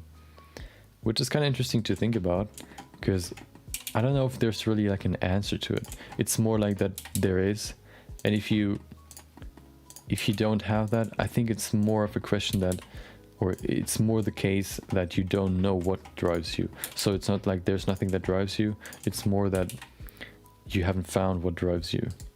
So you think to yourself that there's nothing. There's very likely something. I think the drive is kind of related to survival, but not necessarily. When you like think about now in today's time, we don't really have to think about survival anymore. It's more about self-expression, and self-expression is probably not really about survival, rather about personal preferences and doing what one loves to do. So yeah. I don't know if there's really an answer to the question of what drives you, or why do you want to be productive. I guess just to be because we are social animals or social beings. We kind of always want to help others or want to be in a good relationship with others, which means that we, in the society we are in today, kind of focus on being on good terms with others, which also means helping them, whether that is in a job or in whatever other way we can. Which is also why we take up a job, because at some point we don't want to live off of the money that our parents make to provide for us. At some point we kind of want to relieve them from that like burden, I guess, and we go out and earn our own money.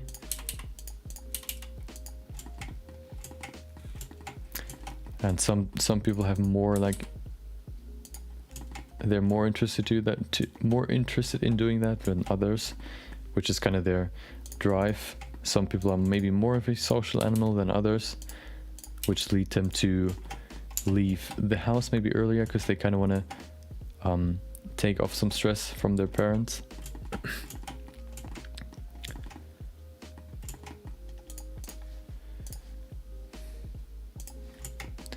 I kind of like, there's this psychiatrist on Twitch, also on YouTube. I rather listen to his stuff on YouTube. Either his talks or his it's not therapy session, it's more like interviews with people that kind of want to get some advice on or they rather want to talk about their mental problems, I guess. And he did a talk where he talked about what, like, one question he got, I think it was like a question he got in his Discord, is what do you do if you have no drive? Yeah, Healthy Gamer GG is his name.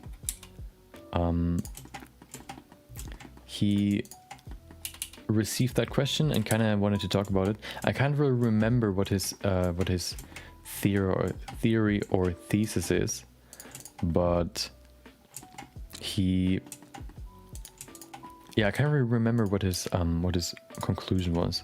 I might have to rewatch that. You don't like him? Why do you not like him? Is it his I guess his character or his behavior on stream, or what he does?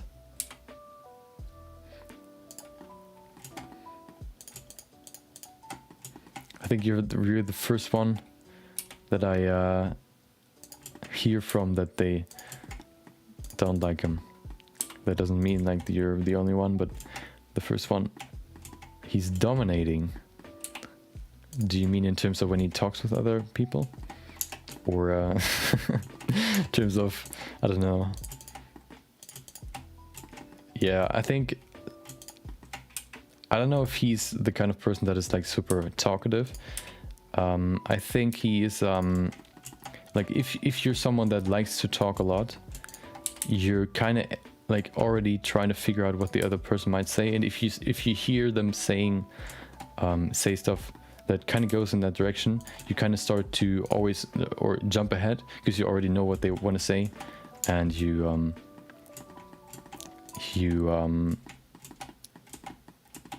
want to see if that actually is what they wanted to say.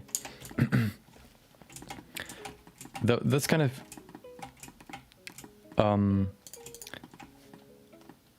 so I don't know if that's just him or if that's therapy in itself.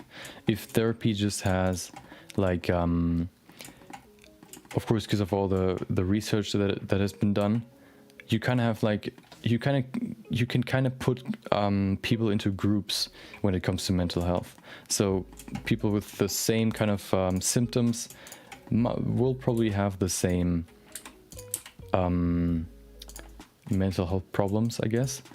And I think he, at least with what I sort of saw with his talks, is that if you can remember, or if you can see that people kind of talk about the same thing, like, oh, my parents always wanted me to be the best in school, or it was never enough for them when I came home with an B. It had to always be an A. I think those are kind of the signs of someone struggling, because they are always frustrated with, or they always try to be better with what they do, which leads them to be like burned out, for example. And I think these kind of like clues to what people kind of experience in their lives, or what they think about, kind of also leads to, or can lead to the mental how do you call it, like mental condition they could have. That's probably why he kind of tells you what you could have. Of course, he tries to not be like super he doesn't tell you, of course, you have this. He cannot do that on stream or on the internet. That is not legal. He can't do like therapy sessions. He can like he cannot prescribe you something, but he can like talk about what he thinks you could do, give you some tips. That is, I think, why it may seem like he already knows what you, or what he makes up his mind, and then tells you tells you what he thinks, which could probably lead you to, which could probably seem like he already like makes a conclusion before really listening to the person. Maybe he does that. Like he's more like he already knows what he wants to say and just listens to people because that's basically the content.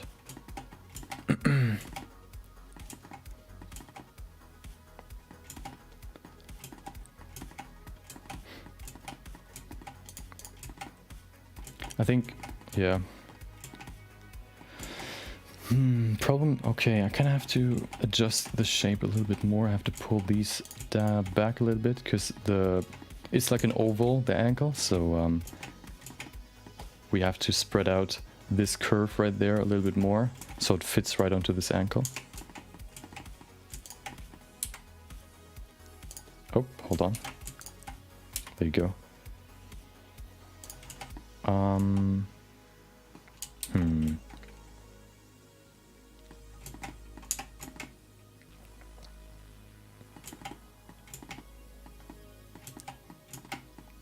Hey, we could probably make this like an actual ball.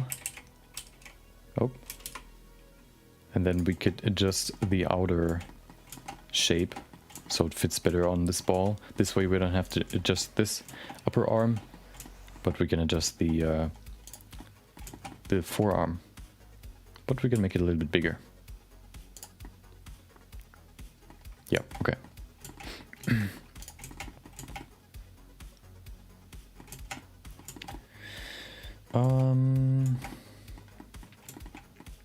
Let me delete this, what do you call it? Like this these inner faces. I think they're not necessary right now. So let me just quickly delete them. I can just use a solidify modifier to do the same. So if we go in here, use a solidify modifier, I can set the offset to 1, which then leads the solidify geometry to the inside. I am not a student. I work at a advertisement agency right now, and I do 3D as my hobby, but I want to go into 3D. I want to go more into 3D at some point. I'll apply for a different job soon, which will probably lead to me working more with 3D and video editing. Right now I'm mostly focusing on, or we are mostly focusing on 2D and print and all that, which isn't really that interesting to me, so I will probably switch at some point. I am, what do you, okay, what do you think how old I am? I probably look, okay, no, I'm not gonna say anything. I don't want to sway you.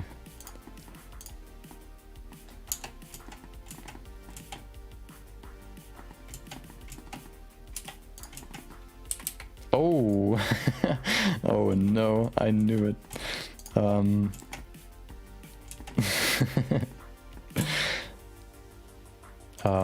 I wanted to say I probably look younger than I am, but I didn't didn't know that I looked that young.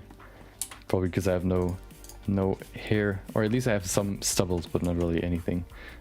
No beard, so I look pretty young. I am 21.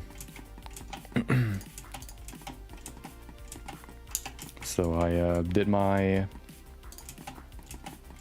apprenticeship. Started that 4 years ago. Now I'm done. So I did a year just working, and now I kind of want to go to a different employer, I guess, to learn some more about 3D in the professional sense. Right now I just do it for like as a hobby, and I want to go a little bit more, like want to learn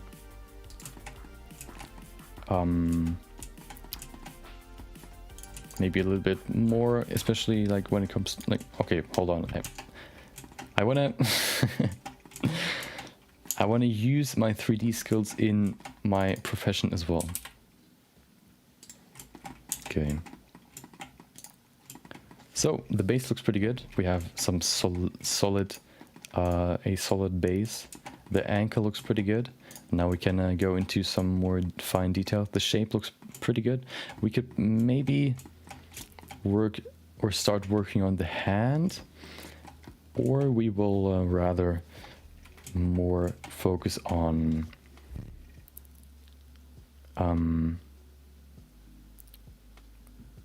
the upper and forearm. Do you mean because of my lights? I have a blue light blocking glasses, but I usually just wear them when when it's like really late. I think because the light is coming from the front, it's kind of like mitigating the light that is coming from the display, so it's actually not straining. It's not straining at all. I sometimes feel like straining when I have no lights on, and then just my desktop is like giving me like some light. Then sometimes it's like a little bit straining, but usually when these lights are on, it's pretty. I don't really feel any strain. But if I, for example, it's usually just when it's really late, then I grab my glasses and then wear those. Do you feel like strain in your eyes when you work for too long on your PC? But I didn't only buy my the glasses for my PC, but also, for example, when I go to sleep, or at least when I prepare to go to sleep, I usually like watch like a few more videos in bed before I go to sleep. And if I wear the glasses in my bed when I watch like some sort of videos, it usually helps me sleep better. I guess because of the blue light that's getting blocked. So that's usually when I use when I always use my glasses. When I'm just on the PC, I usually only wear them on weekends, because then I am like staying up late, which kind of can be straining on my eyes.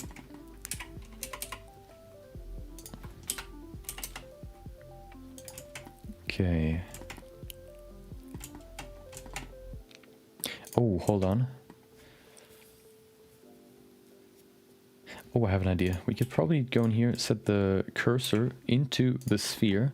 This way we can start off the inner bone, I guess, from the inside of the sphere, using a cylinder, making it smaller, and then pulling it up by 1. Oh, hold on before we do that. Oh. Moving it up by 1. Hold on. moving it up by 1. There you go. This way we can rotate it right on the bottom. That I know what you mean. My eyes are red because that's basically the camera problem. Do you remember when you like make photos with your camera and you have like the flash on, and if somebody looks directly into the camera, you can see red, like the redness inside of the eyes. The webcam is basically just the camera, and then right around it is a ring light. So if I look into the camera, the light shines directly into my eyes. I basically look into the light, which illuminates the inside of my eyes, which is red. So my eyes are not straight. That are the cones, and what are the other ones? Cones and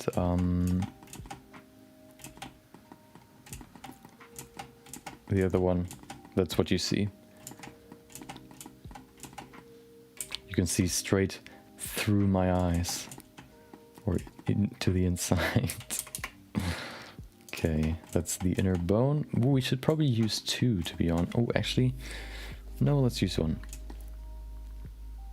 Yeah, let's use 1.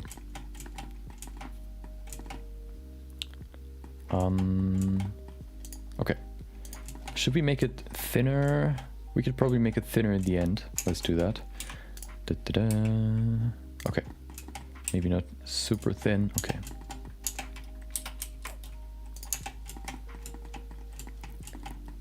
I always kind of like wondered why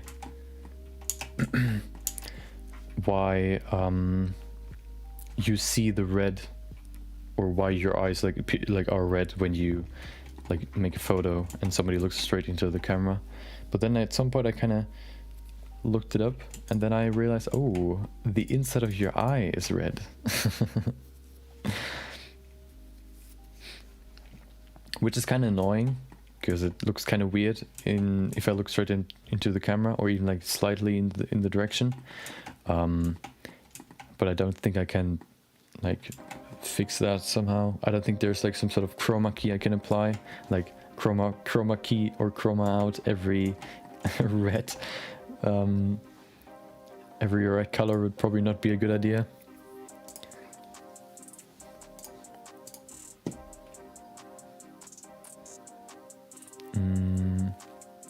Or maybe because the red is pretty bright. Maybe I'll play around with that later. Oh, hold on. I need the ball. There you go. Perfect.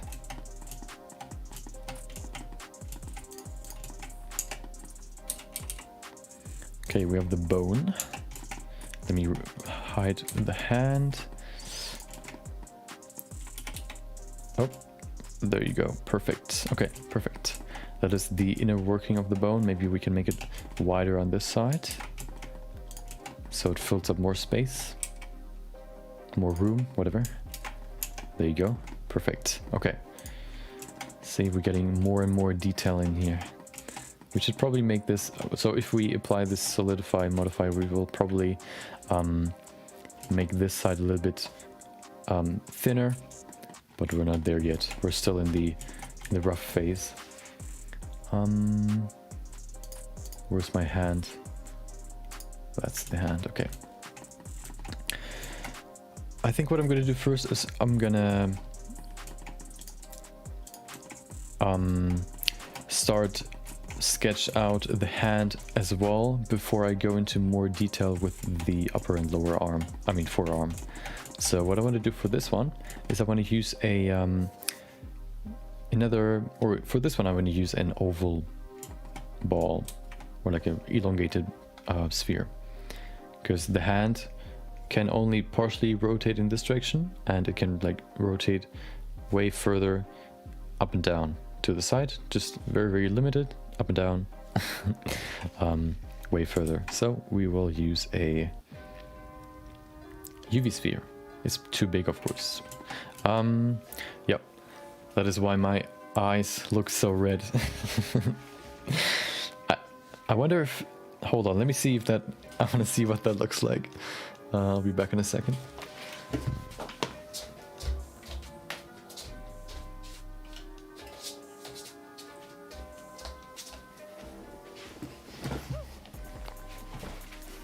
Okay, I grabbed my glasses. Can you see them? Hold on. There you go. You can see some fingerprints. Oh no. I want to see if the color changes if I put the glasses on. Let's see. You could probably see the light in the glasses. Let's see if you can see it. Oh no, I see my red eyes. Kind of look like Naruto, except his iris is red, not his. Or not his. I think the other, the enemies. Not really the enemies. There's some sort of special I think art of or form of I can't remember what it's called. Not Jujutsu, something else. Okay, or ninjutsu rather. Okay, let's see.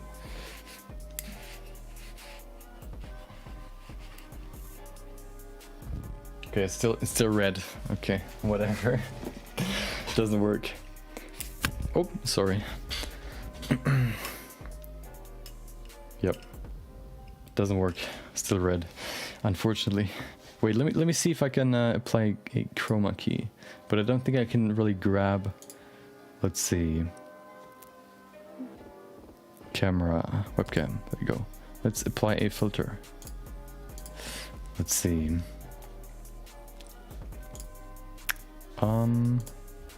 Chroma key, color correction. Let's see. Yep. Okay, well that's just for every color. Or is it? Hold on.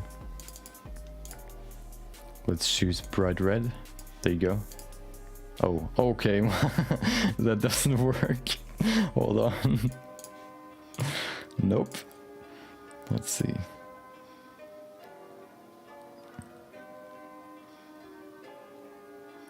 Chroma key. Okay, red. There's no red. Custom. Select color. How about some nice red?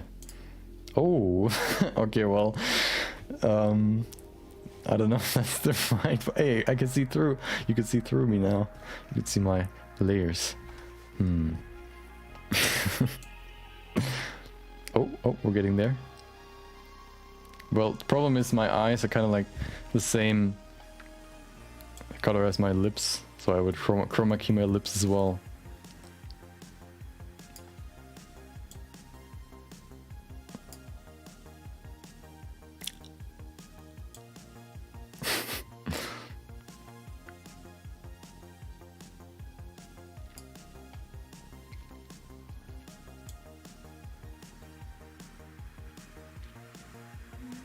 Yeah, I'm gonna do that later. I don't know if that even works. Maybe there's a plugin you can install that can just remove a color or like change color. Yeah, I can do that now. I don't want to waste time. I want to continue working on this.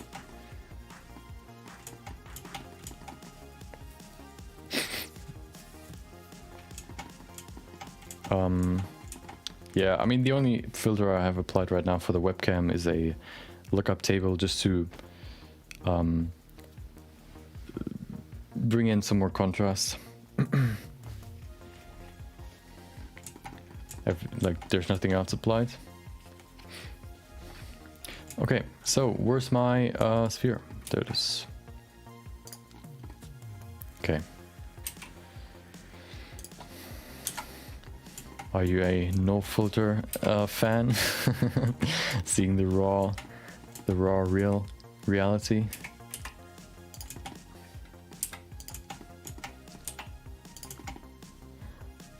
Okay.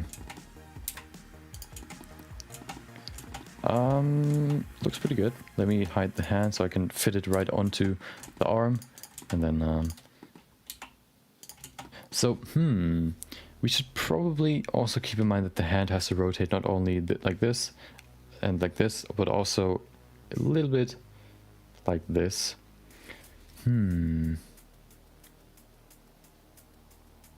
So I guess it has to be round. This way we can move it like all in every direction, I guess we're gonna make it round. So UV sphere. Yeah. I try to keep it very very natural. I just try to make it look like less gray, I guess, or bland.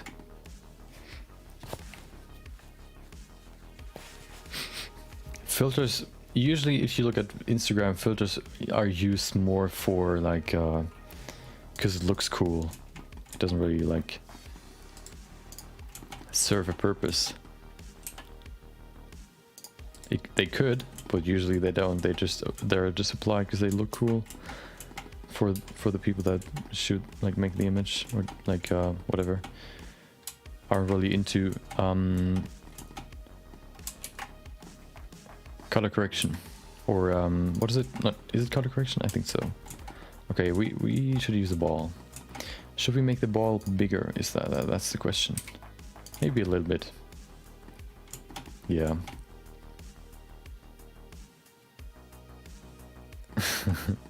Oh, you mean for your voice? Yeah.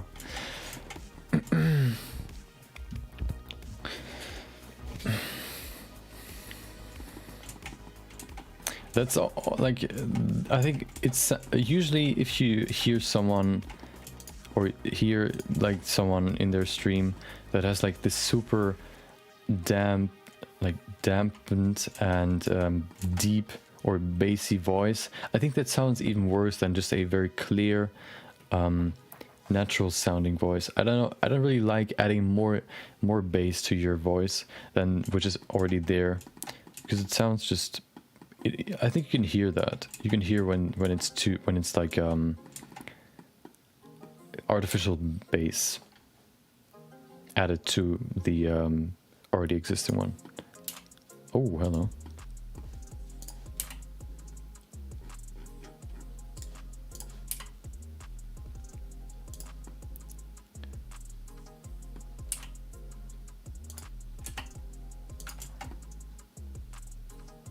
And also filters are just like a preset. You can't really expect the filter to work on every image, or like on every microphone, for example, or like a sound profile, I guess. Presets are there to be customized. You should apply one first, see which one's the best, and then like personalize them so they are even better. But most people probably only like use the preset to have something. They don't really care about the very like they don't really care about like optimizing their stuff. Yeah, that's the problem. I think when it's too bassy, it's like it's very apparent, and then it kind of distracts from the overall experience.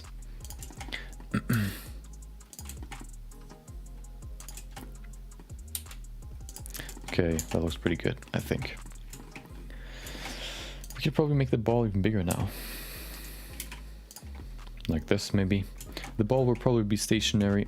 Yeah, it could be stationary in here, and then the hand would only move around the ball. So yeah,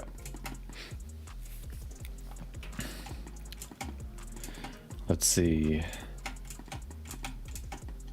We should probably rotate this around a little bit. It's kind of tilted, so more like this maybe. Okay, I think we should go back to, what was the question? Harsh truths, of course. Let's go back to that. Harsh truths. Or are there any harsh truths?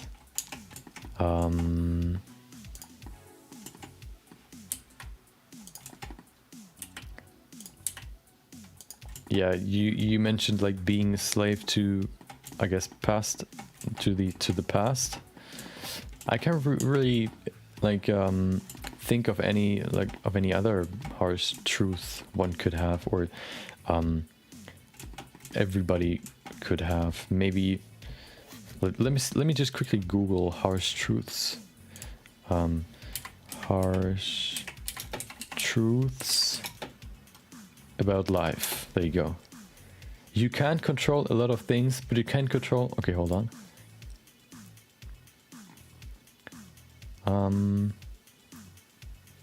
You can't control a lot of things, but you can control how you respond. True. Is that really like a harsh truth you try to ignore? I don't really think so. I think that was the thing I mentioned. Like, life isn't fair, but you have to live with it, and you have to make the best out of it. Life isn't always happy, but there's value in both the bad and the good. Very true. I think there's even more value in the bad than the good. Usually, the bad, that is always like what I think about when I hear, or when I think about feedback.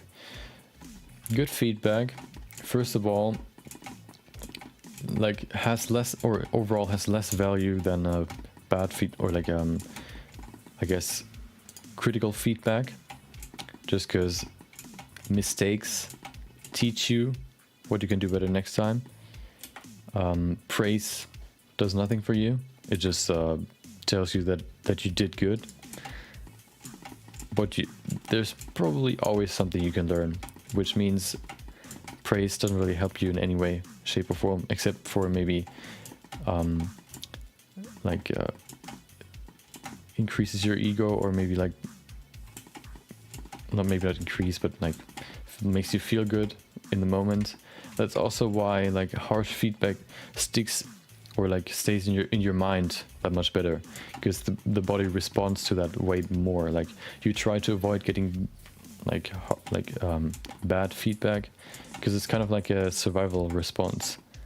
Trying to avoid mistakes helps you, or was important when it came to survival back in the day. Which means, which is also why you have such a strong response for criticism.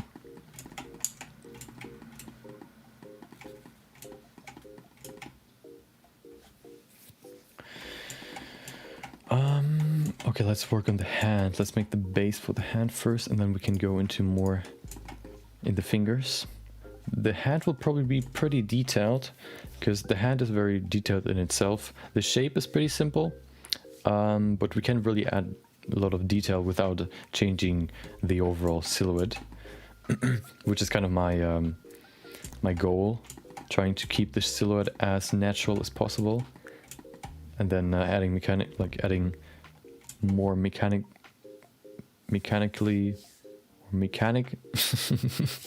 stuff through the details. Okay. I think I have a few, so I want to look through my references, so you can see right there the hand. So usually you have the middle hand, like where your fingers emerge from, is usually just one unit, and then the fingers are like individual. I found a new reference today. Let me just quickly download it. Okay, hold on. What's the next one? Nothing lasts forever, and that's a good thing.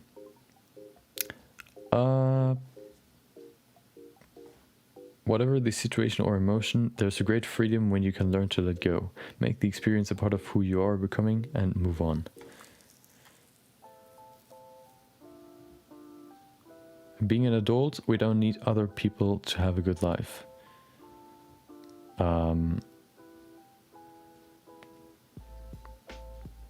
Hold on.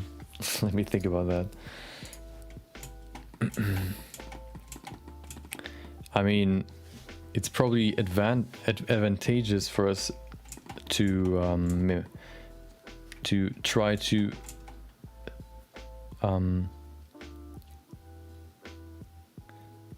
like if others in your vicinity, maybe through you or like just through their own sake, have a good life, that is probably a good thing for you. So you should strive to make other people happy around you. Otherwise, you're probably gonna have negative repercussions from that. So if you like have a friend and you don't really care about their well-being, I don't think they're gonna be a friend, like your friend for long. So you're gonna lose all your friends, which means you're gonna be very probably gonna be sad because you want to have friends, because you're a social animal. I mean, we don't need other people to be happy when or have a good life when we're young, right? Is there a difference between being an adult and being a child, or like young yeah, like a child or like a teenager? I don't know if there's really a difference between the two. I think there's like a baseline of social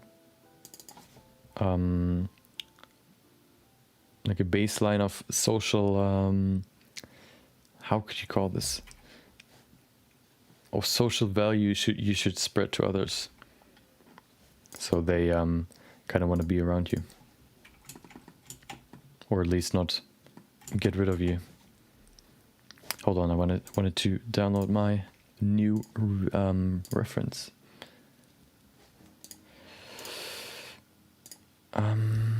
There it is. Oh, I have 2 new references. No, 3. No, 4. Hold on, no, 5. I forgot about all those. Okay, let me quickly download them. I mean, I can show you what I have here. Okay, so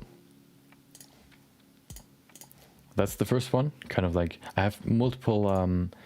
This one's not for the hand, but the other ones are more for like more focus on the hand, showing how mechanical hands could look like. This one's actually like very close to a human hand, but like set up so it could work in a mechanical sense.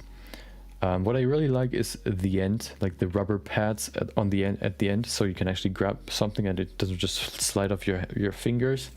What I also like is this setup here, where you have like also this U shape and then this U shape going in there. How we have it in the upper and lower arm right now.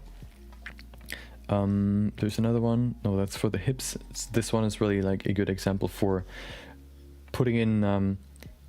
Like it looks mechanical, but it still keeps the shape of the body, so it doesn't look like it still looks like a human. It doesn't really look like, I don't know, like a machine. Then we have some more detailed fingers with these nice rubber pads. We can see on the inside how the inner workings could work.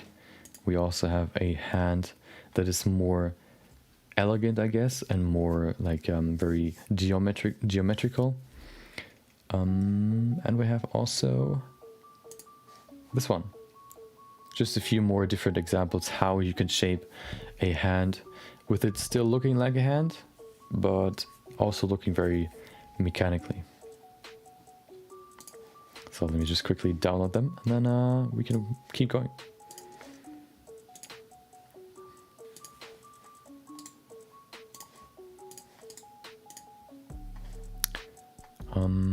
There it is. Nope, that's not the right folder.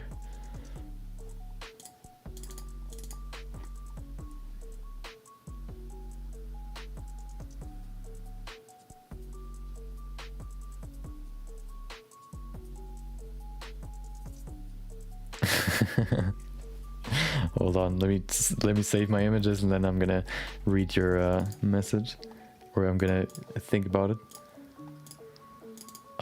Where's my... There it is. MSI Creator Award material. There you go.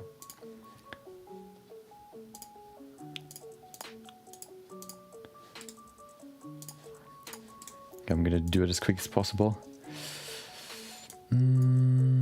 Perfect. Next one. Download. There you go. Next one, this one.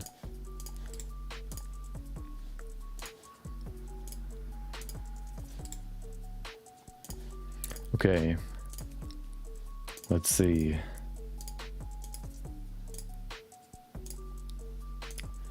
Making other people like you is coded in your genes to survive in ancient tribal era.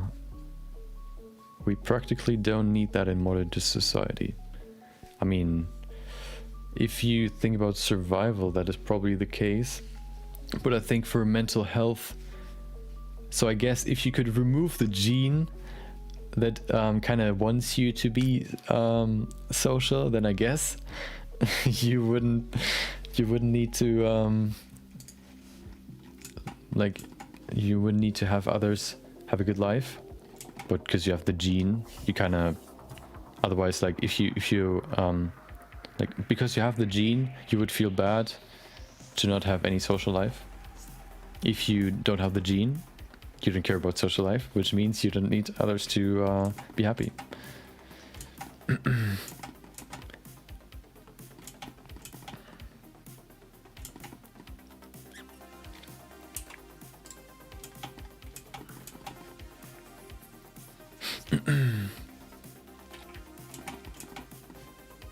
Let's see what the other harsh truths are. Give me some harshness here.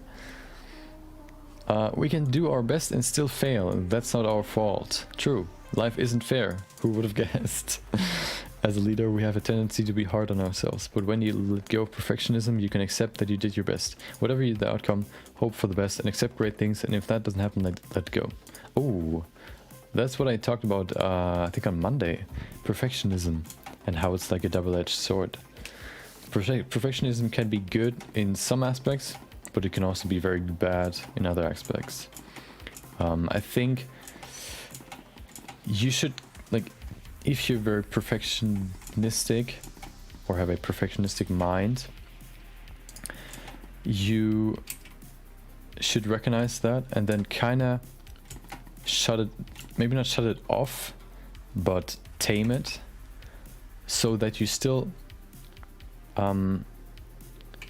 have those thoughts, but then in the next thought think to yourself, is that really necessary? For example, oh dude, I could do these small changes, I could do these small changes that it would be more perfect. It's never going to look perfect in the beginning, in the end anyway. So that should be your first thought. Your next thought should be, is it really necessary to do that? Does it change anything that others can see? If not, then it's probably not necessary. And usually perfectionism kind of prevents you from doing a lot of work, and doing a lot of work would lead you to finish more project, of course, which will also lead you to be able to get more feedback on those projects, which will probably make you more perfect, or more perfect faster than doing like a few projects and getting feedback on those. The more projects you finish, the more chances of feedback you can get, which also makes you improve your skills faster. So perfectionism is kind of a good thing when it is regulated. It's kind of like it's kind of similar to, I wanted to say alcohol, but I don't really want to say that alcohol is good. So maybe sport, like doing like some sort of sport.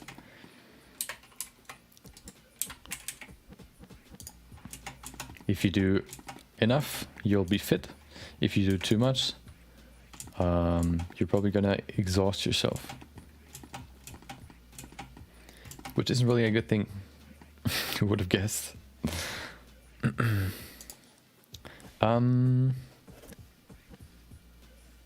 Yeah, I think perfectionism is also like kind of the fear of failing, which is kind of a very backwards way of thinking, I think. Just because, like as we said before, mistakes are so important for your development of whatever skills you want to improve on, or like you want to develop, which means if you fear getting like negative feedback, you would get less.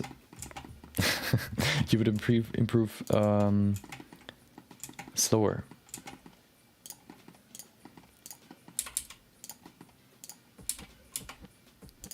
Okay, what's the next one? You're not everyone's cup of tea, and that's okay. Well, okay. It's been acknowledged again and again that you can't please everyone, but if you focus on staying in favor with yourself, you can fly above the approval of others. True. I mean, probably all of the ones are true because they're harsh truths, but yeah, you should rather focus on yourself than others. Most likely others don't really know you. You're the one that knows you the best, and you can evaluate whether or not others think of you the way you perceive yourself. Of course, there's stuff that others can see in you that you can't really see. So stuff like how you treat others. Others can probably see that like a little bit easier. But when it comes to your personality, you most likely only, or you very likely only show part of your personality to everyone you meet, which also means that they only have like half the whole picture from, or which they can form a opinion on, or based on, like they only have like part of the picture of your whole character, so they can only make an opinion based on that half, which also means that that opinion isn't really that accurate, and you kind of have to decide whether or not their criticism or their opinion is kind of correct or not, and whether you want to act on if they, for example, criticize you. I think to like putting too much value in other people's opinion can be very, very damaging for you.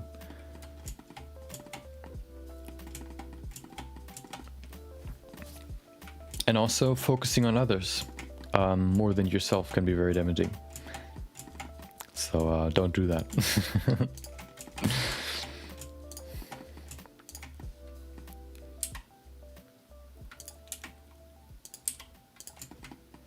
Okay, what's the next one?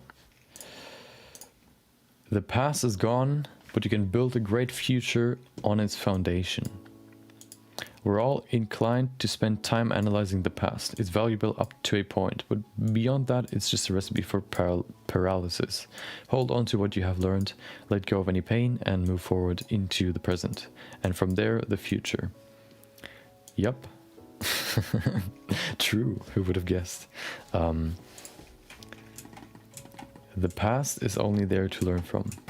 The past isn't there to dwell on, I guess.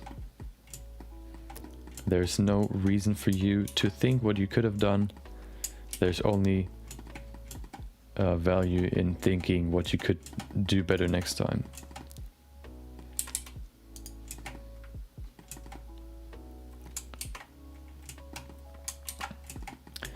Because you can't change the past, so why would you try?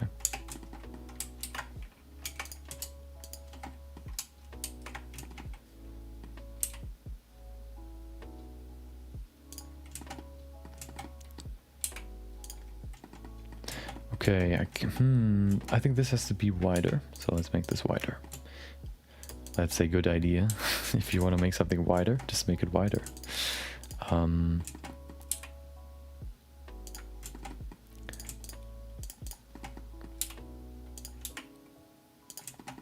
Yeah, I think that's also what was stated in there. Always thinking about the past can lead to paralysis, because you kind of always think, oh dude, I could have done this and this would have been so much better. First of all, you don't know if that is actually what the outcome would have been. Second of all, or at least most likely, your decision that led to that conclusion was the best decision you decided to do, or to execute on. Which also is like, you can't really like blame yourself to do what you did, because you kind of did what you think or thought was the best idea.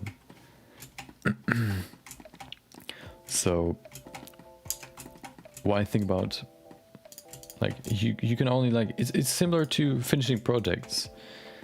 If you have, like, make a decision, it's kind of like finishing a project. Then you can at the end kind of look at what was the end result. Can I learn from things? Can I learn something from it?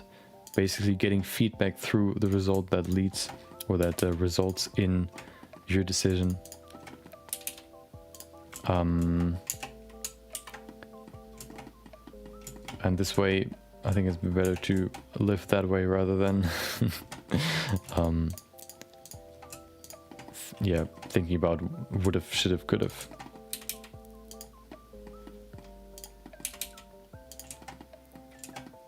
Okay, let's see. That is also like, it can also be paralyzing to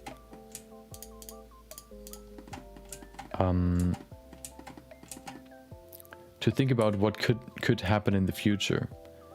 First of all, you don't know what'll happen.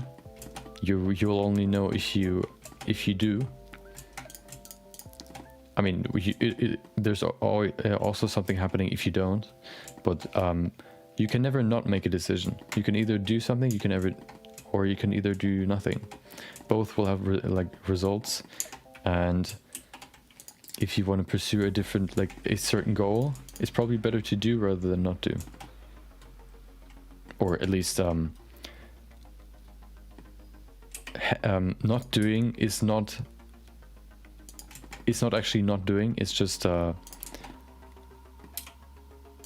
like, it's still a decision. It's not like you just do nothing and like the consequence just vanishes. Okay, it's still, I think it's too, the hand looks kind of too quadratic. Okay, what's the next harsh truth? Worth 6. The beliefs of others are not your concern. Acceptance is. Each one of us is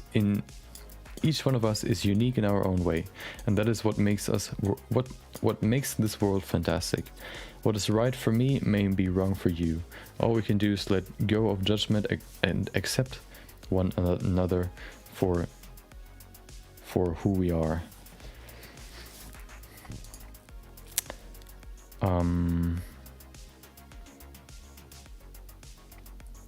Yeah, I guess. We have different value estimations for different stuff, so we put more effort into different stuff. Oh, the world I know is fantastic. So you mean in the sense of like fantastical, like a fantasy, or the attribute fantastic? Like sometimes you say like, oh, that was fantastic because it was like so good.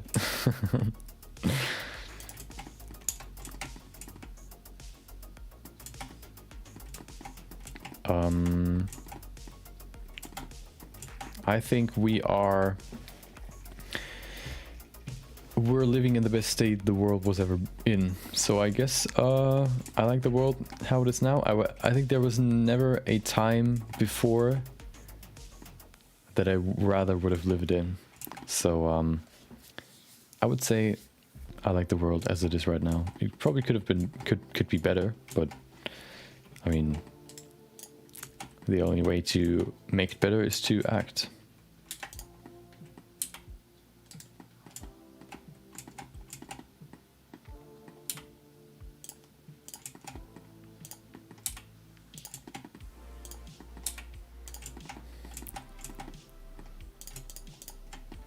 Yeah, I don't know if there, I mean, if you want to be like, if you want to be very granular, you could say it was better like 10 years ago, where you could have invested in Bitcoin and be rich now.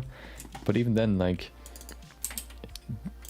I don't know, if you're like, just like me, like 21, I mean, and invested in Bitcoin because you knew that it would blow up and you would be rich, would that really fulfill you, or would that really satisfy you in the end? Because then you kind of... So, okay, hold on. Do you think the actions we made in the past made the world better than it was?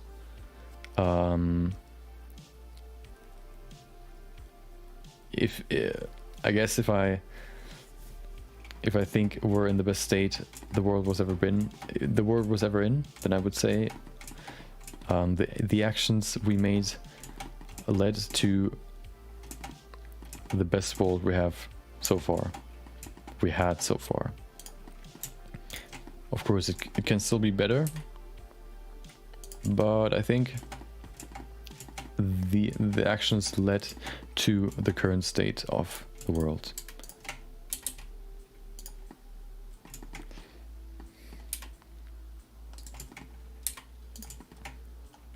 Of course, if you like speak about your personal life, that is kind of a different story probably, because it can have multiple factors: how you were raised, where you were raised,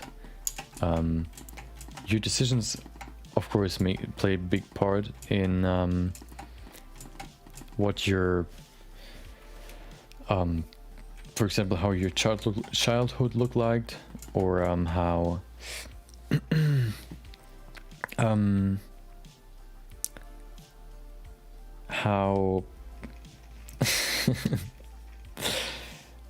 how the world is around you when you look a little bit closer to your personal life. But I think when you look like very, very big over the whole world, basically considering the whole world, I think the actions we made are the best ones, or are the ones that led us to the currently best world that existed ever.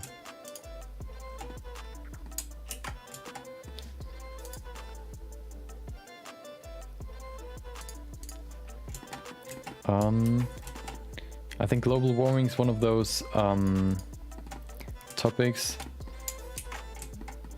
that was, of course, global warming is one of the things that is bad, but I think it's still a net positive. Not global warming itself, but if you look at a graph and you evaluate every I guess century, for example, I think the graph is the highest right now, but there's of course still stuff you can improve, which would increase the value even more. So global warming is definitely not a good thing, but I think it's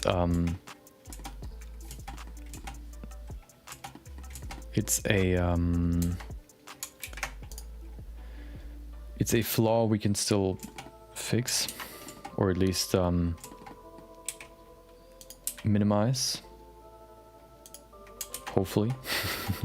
I was a while back, maybe a few weeks, I kind of was interested in how the future might look, so I went to a website that kind of collects all these future predictions. One of those was in 2024, I think, 90% of the population will be supplied with corona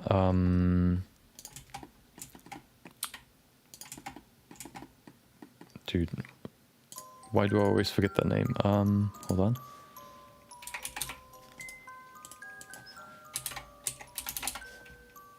Oh wow, there you go. Vaccines, of course.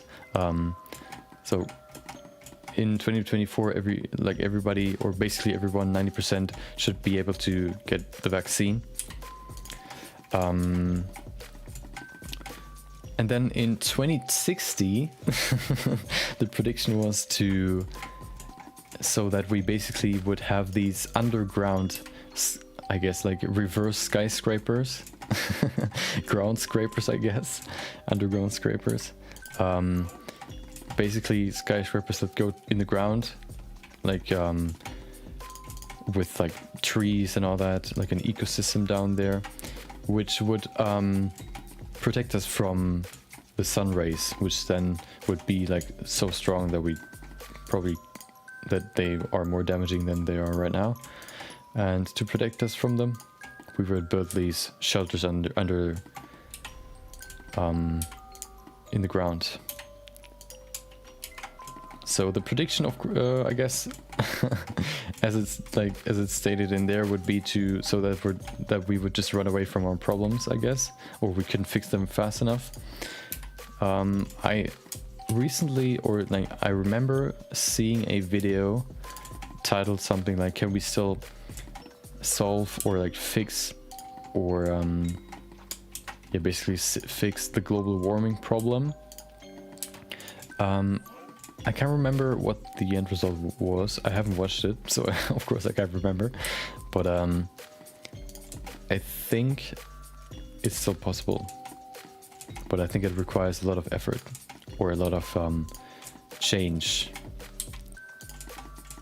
And I don't know if the change that we do right now is really enough. Maybe we'll just move to Mars. Maybe that's the solution.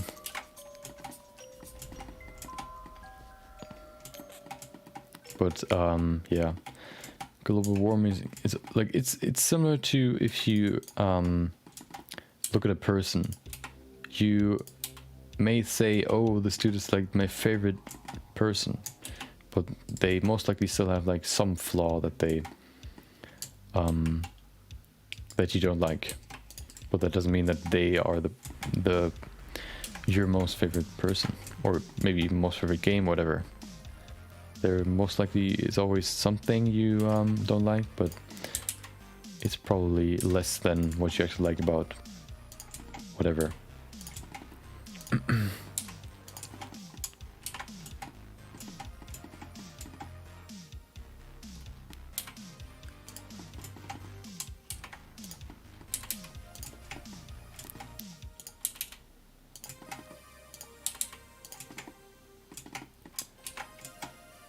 Okay.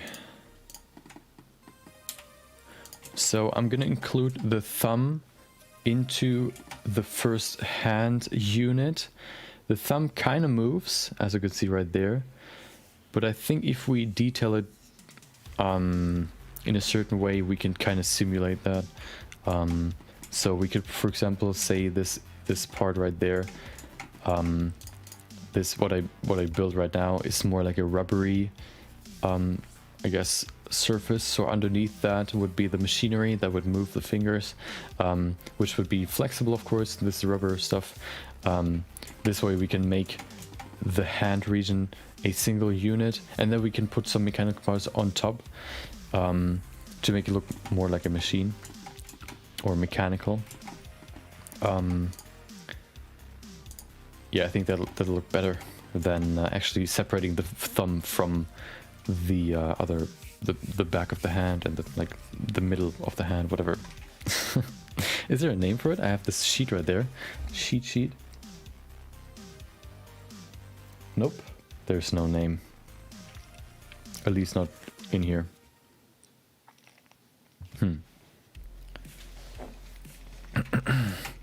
Yeah, I think that looks cool. Okay, what's the next one?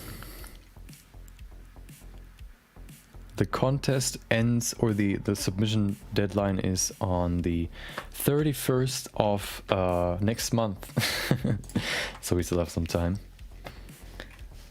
If it gets too close to the deadline, I'm probably gonna work on it some more off stream. Maybe I'll do that anyway. But I think we're on a good path to finish this before the deadline. Some people and situations are harmful, and there's strength in walking away.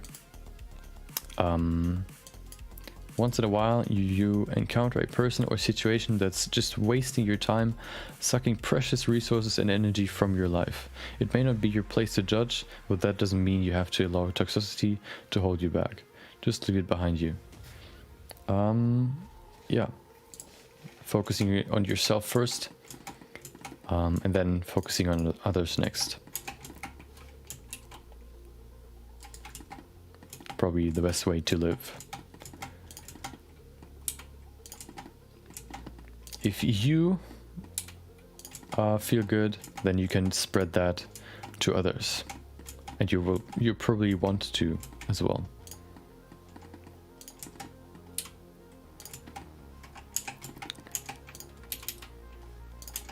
Okay.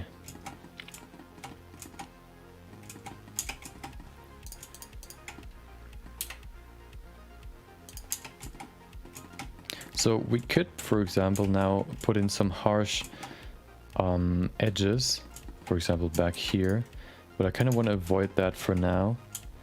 Maybe I'll do that later. Right now I want to like still stay very geometry light as opposed to geometry dense, just so I can change the surface more easily. If one vertex changes the surface, if one vertex changes more of the surface, then it's easier to change bigger shapes. That's why I try to keep it very very light in terms of geometry. Okay, let's do the thumb now. I guess for the thumb we could start with just a cylinder in the beginning, and then the thumb, like the end, we could probably do a custom shape. So let's do that. The thumb is always the problem for me if I sculpt hands.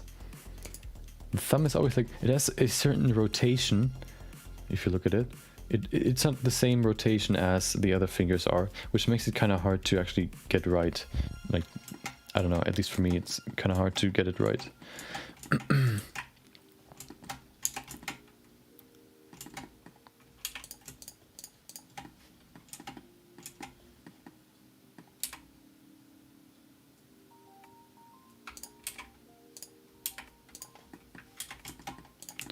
Okay.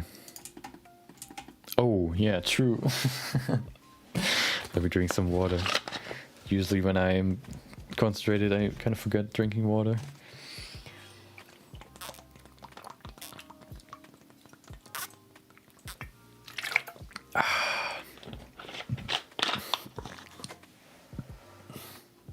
Tap water, to be exact.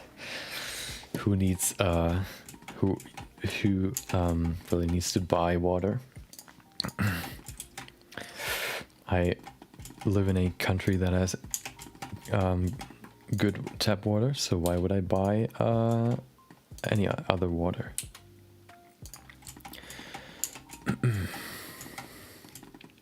Okay, let's bring in the cylinder.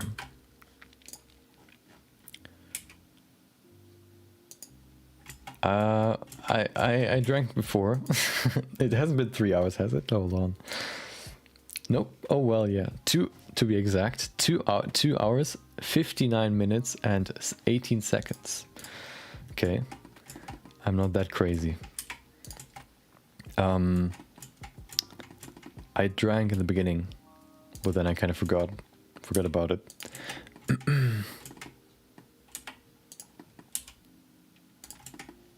When I'm too concentrated, I forget about drinking, which is probably not a good thing, but what can you do? I mean, probably think about it, but who really does that? Hopefully you drink as well. Yeah, whiskey. I mean, do you know what's in there? Maybe I just told you that it's water. Maybe it isn't really water.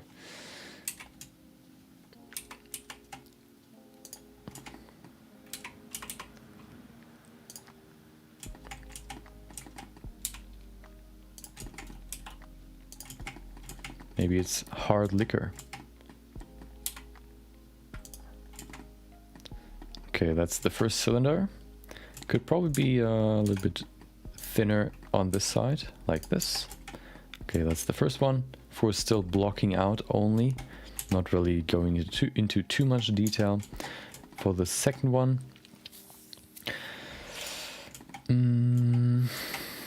let's make a custom shape. We should use a cube. Perfect. cubes are just the best to make custom shapes. Okay, because we can apply a subdivision. And there you go. Hold on, did I break up? No. Okay.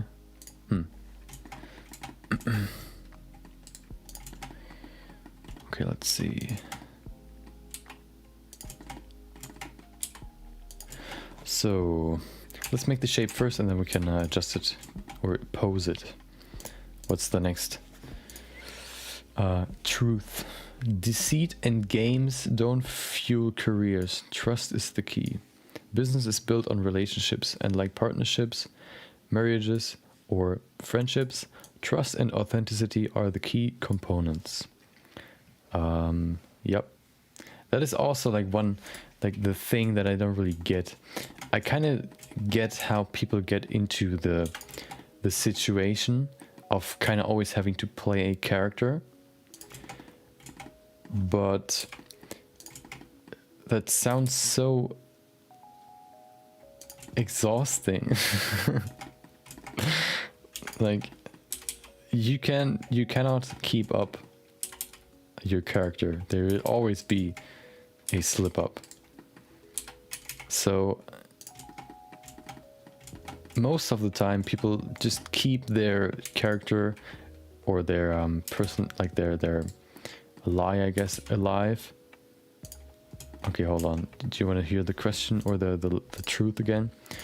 Deceit and games don't fuel careers. Trust is the key.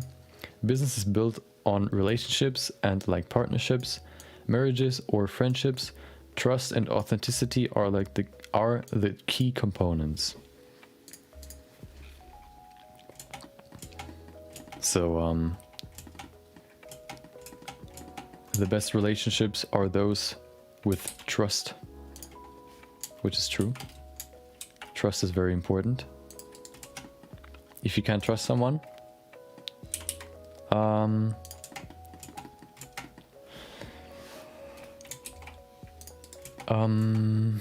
hold on, what do I want to say? There's no society that can function on distrust or like on no trust. You have to have trust to actually like achieve anything if you work with others. Of course, if you're just working with yourself, you don't really have to trust someone. You only have to trust yourself, which can also be a problem. But usually you kind of trust yourself, or your decisions at least. And there you go. We have a thumb, or a finger itself, a fingertip. Pretty simple, just using a cube. This should be a little bit narrower. Oh, there you go. So I don't know if there was any truth so far. We have one more that I kind of try to what is it? I prefer to ignore. I mean, if they're true, why would I ignore them? Or I would like to ignore them. I guess you could say like I would like for them to be not true, but I guess ignoring only creates problems.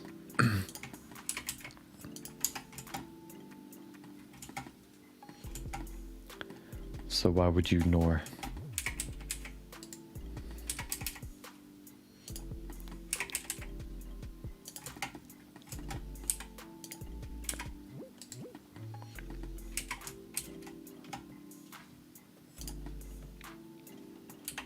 Okay, we have the thumb, perfect. Maybe a little bit thick right now, but we'll see. Let me hide the thumb, how it is. Okay. No, it looks pretty good. Let's make this smooth. Okay. Those, of course, are only the base shapes. We can then put in some more detail later, how we did here with these shapes. Yep, I have a graphics tablet, but I don't use the graphics tablet for this kind of work. I only use it for stuff like sculpting or drawing or whatever. I see some people kind of work with a tablet all the time, so even if they like work with like hard surface stuff, but I don't know, I'm used to using a mouse for that kind of stuff. It feels kind of weird to like tap on the graphics tablet to click a button, because sometimes it would just like glitch out and would like press multiple times, or even like wouldn't press at all, or like it would just like jump to the side and press a different button. So I kind of just stay with the mouse and keyboard for the usual stuff.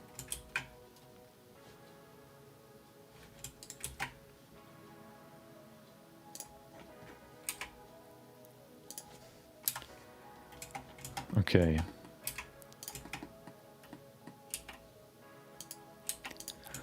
Let's do the fingers and then see what the end result looks like. So for the fingers, I kind of have a... We're not going to care about the joints just yet. Maybe we'll do that tomorrow. Tomorrow we can go a little bit more in depth, because we have a fully blocked out the hand. So we can think about a little bit more about the inner workings, the anatomy. In the beginning, of course, we try to only focus on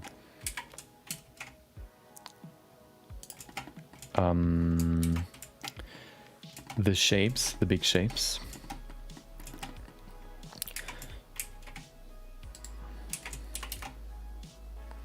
There you go. First part. Let's do the next one. We can just duplicate this. Rotate.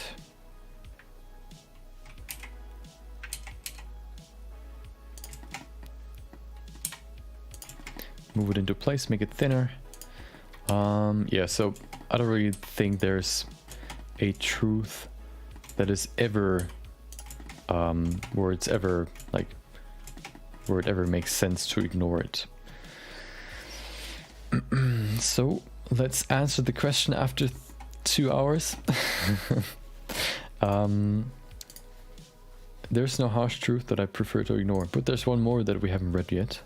Let's see. Many things you can't choose, but you have a choice in everything you do.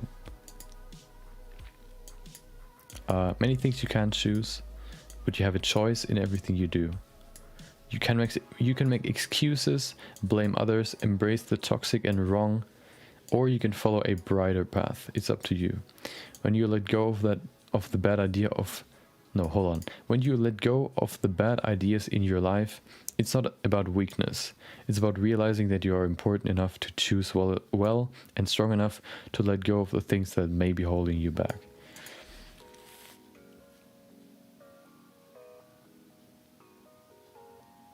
So basically, you have control over your life. What comes of it, you can't control, I guess. Basically what we've talked about before. You can decide what you will do, but the result is not in your... You can't decide. You can try to affect or like to achieve the result that you want to have. But if that's actually what's gonna be the end result, that is not in your power to decide. So if you have like toxic or like hateful friends, you can decide to leave them, to find new friends, or like just make your life a little bit less, or make yourself a little bit more happy. Or you can stick with them, maybe always be negative, maybe even resort to their toxicity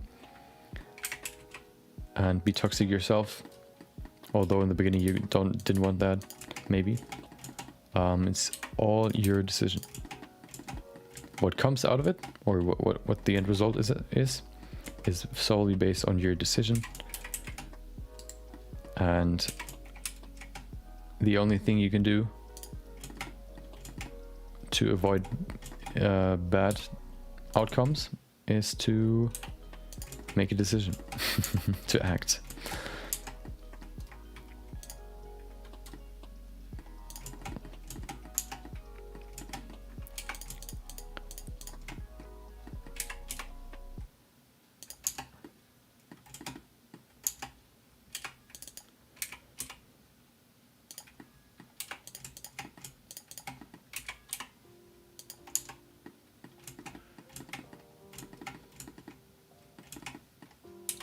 I should I should use Instagram filter. No, what is it? Snapchat filters on my webcam so I can put a beard on my face so I look older.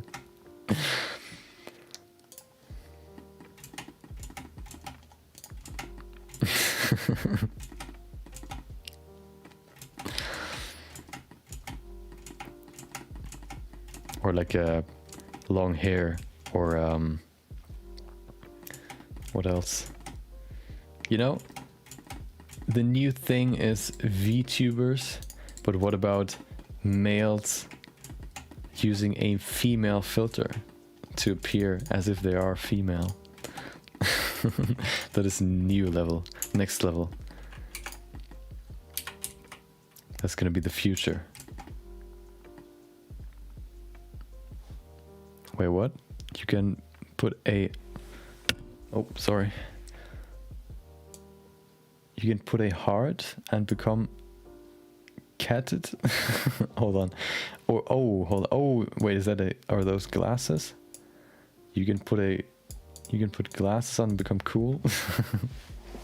I think that's the cool cat emote. I mean, I can grab my glasses that I have here. Become even cooler. It is my decision. And the end result will be because of that decision.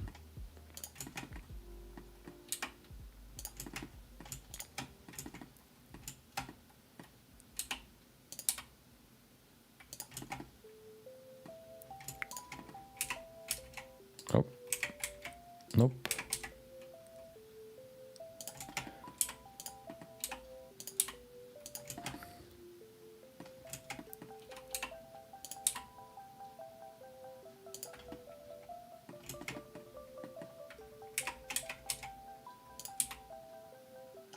Okay, that's the second finger. We can basically just duplicate them, change their scale, and then yeah, hide the sculpt. There you go. Perfect. Of course, those are just the base shapes. We will detail them a lot more, of course. This will be those won't be part of the final geometry. These are just to kind of get the like base shape right.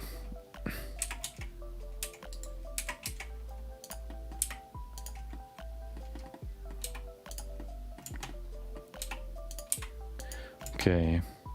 I also think the fingers in itself, I mean, yeah, what I kind of focus on right now is just to keep the proportions between the fingers right, and if they're too short for the hand itself, then I can still make them longer. That's the good part about making a base shape layer first. This way you can still adjust the proportions very easily.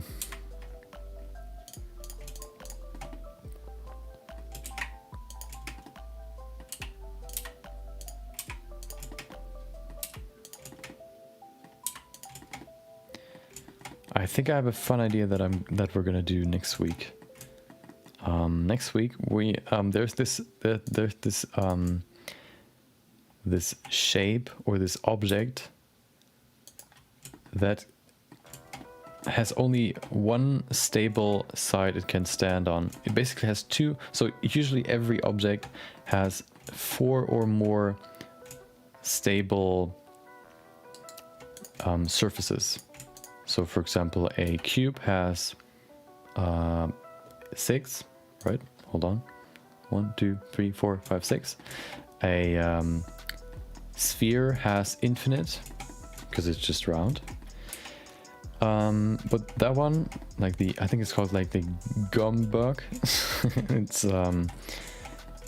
that shape has only 2. So if you put it on any other side, it will always resort to the stable side. There's one stable side and then there's one unstable side that it can stand on. It's basically a tier shape, and the tip of the tier is one side it can stand on, and then which is unstable, of course, because you can tip it over very easily. or the other side, which is more flat, the bottom of the tier basically, which is the stable side you can stand on. And I kind of wanted to experiment with that shape because there's a 3D print model that I want to see if I can import it into Blender, and then I kind of wanted to experiment with that shape in Blender, trying to simulate the movement in Blender. I want to see if I put it on a plane, if it would actually have the same kind of attributes that it has in real life.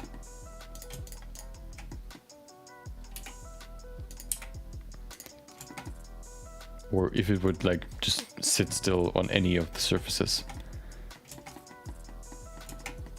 Maybe it will. Maybe it'll be super boring. Maybe it'll be super interesting. We'll see.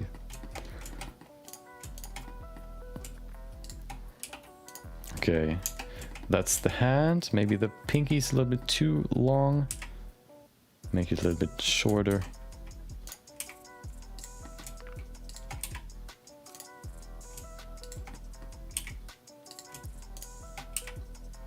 There you go. Okay, that's the arm. Perfect. Looks pretty good, I think. We have a good base shape. Maybe we could adjust the elbow a little bit. Of course, there's still a lot to do, but the only way to progress is to actually do stuff. Who would have guessed? Let me just quickly save. But today we put some more detail in the arm, the ankle, upper arm. We also shaped the hand, put in the joint for the hand, and put in the base shape for the fingers, which will lead to a good base to actually create the final version.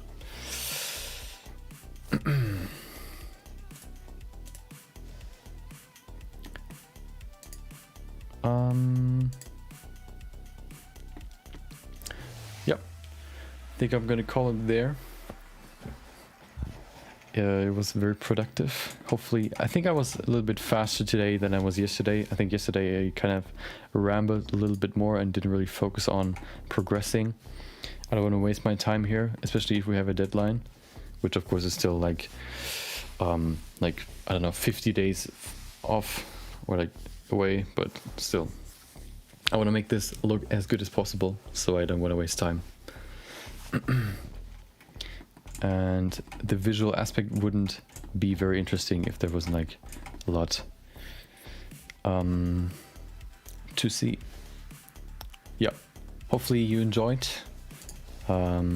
today's stream. Thank you for joining. Maybe I'll see you next time, maybe not. Either way, hopefully you have a great rest of your day. And yeah, if you want to see more, you can look me up in on any of the socials, whatever that might be. Your favorite social, just look me up. I should be there. Maybe until next time. If not, hope you have a great rest of your day. And see ya.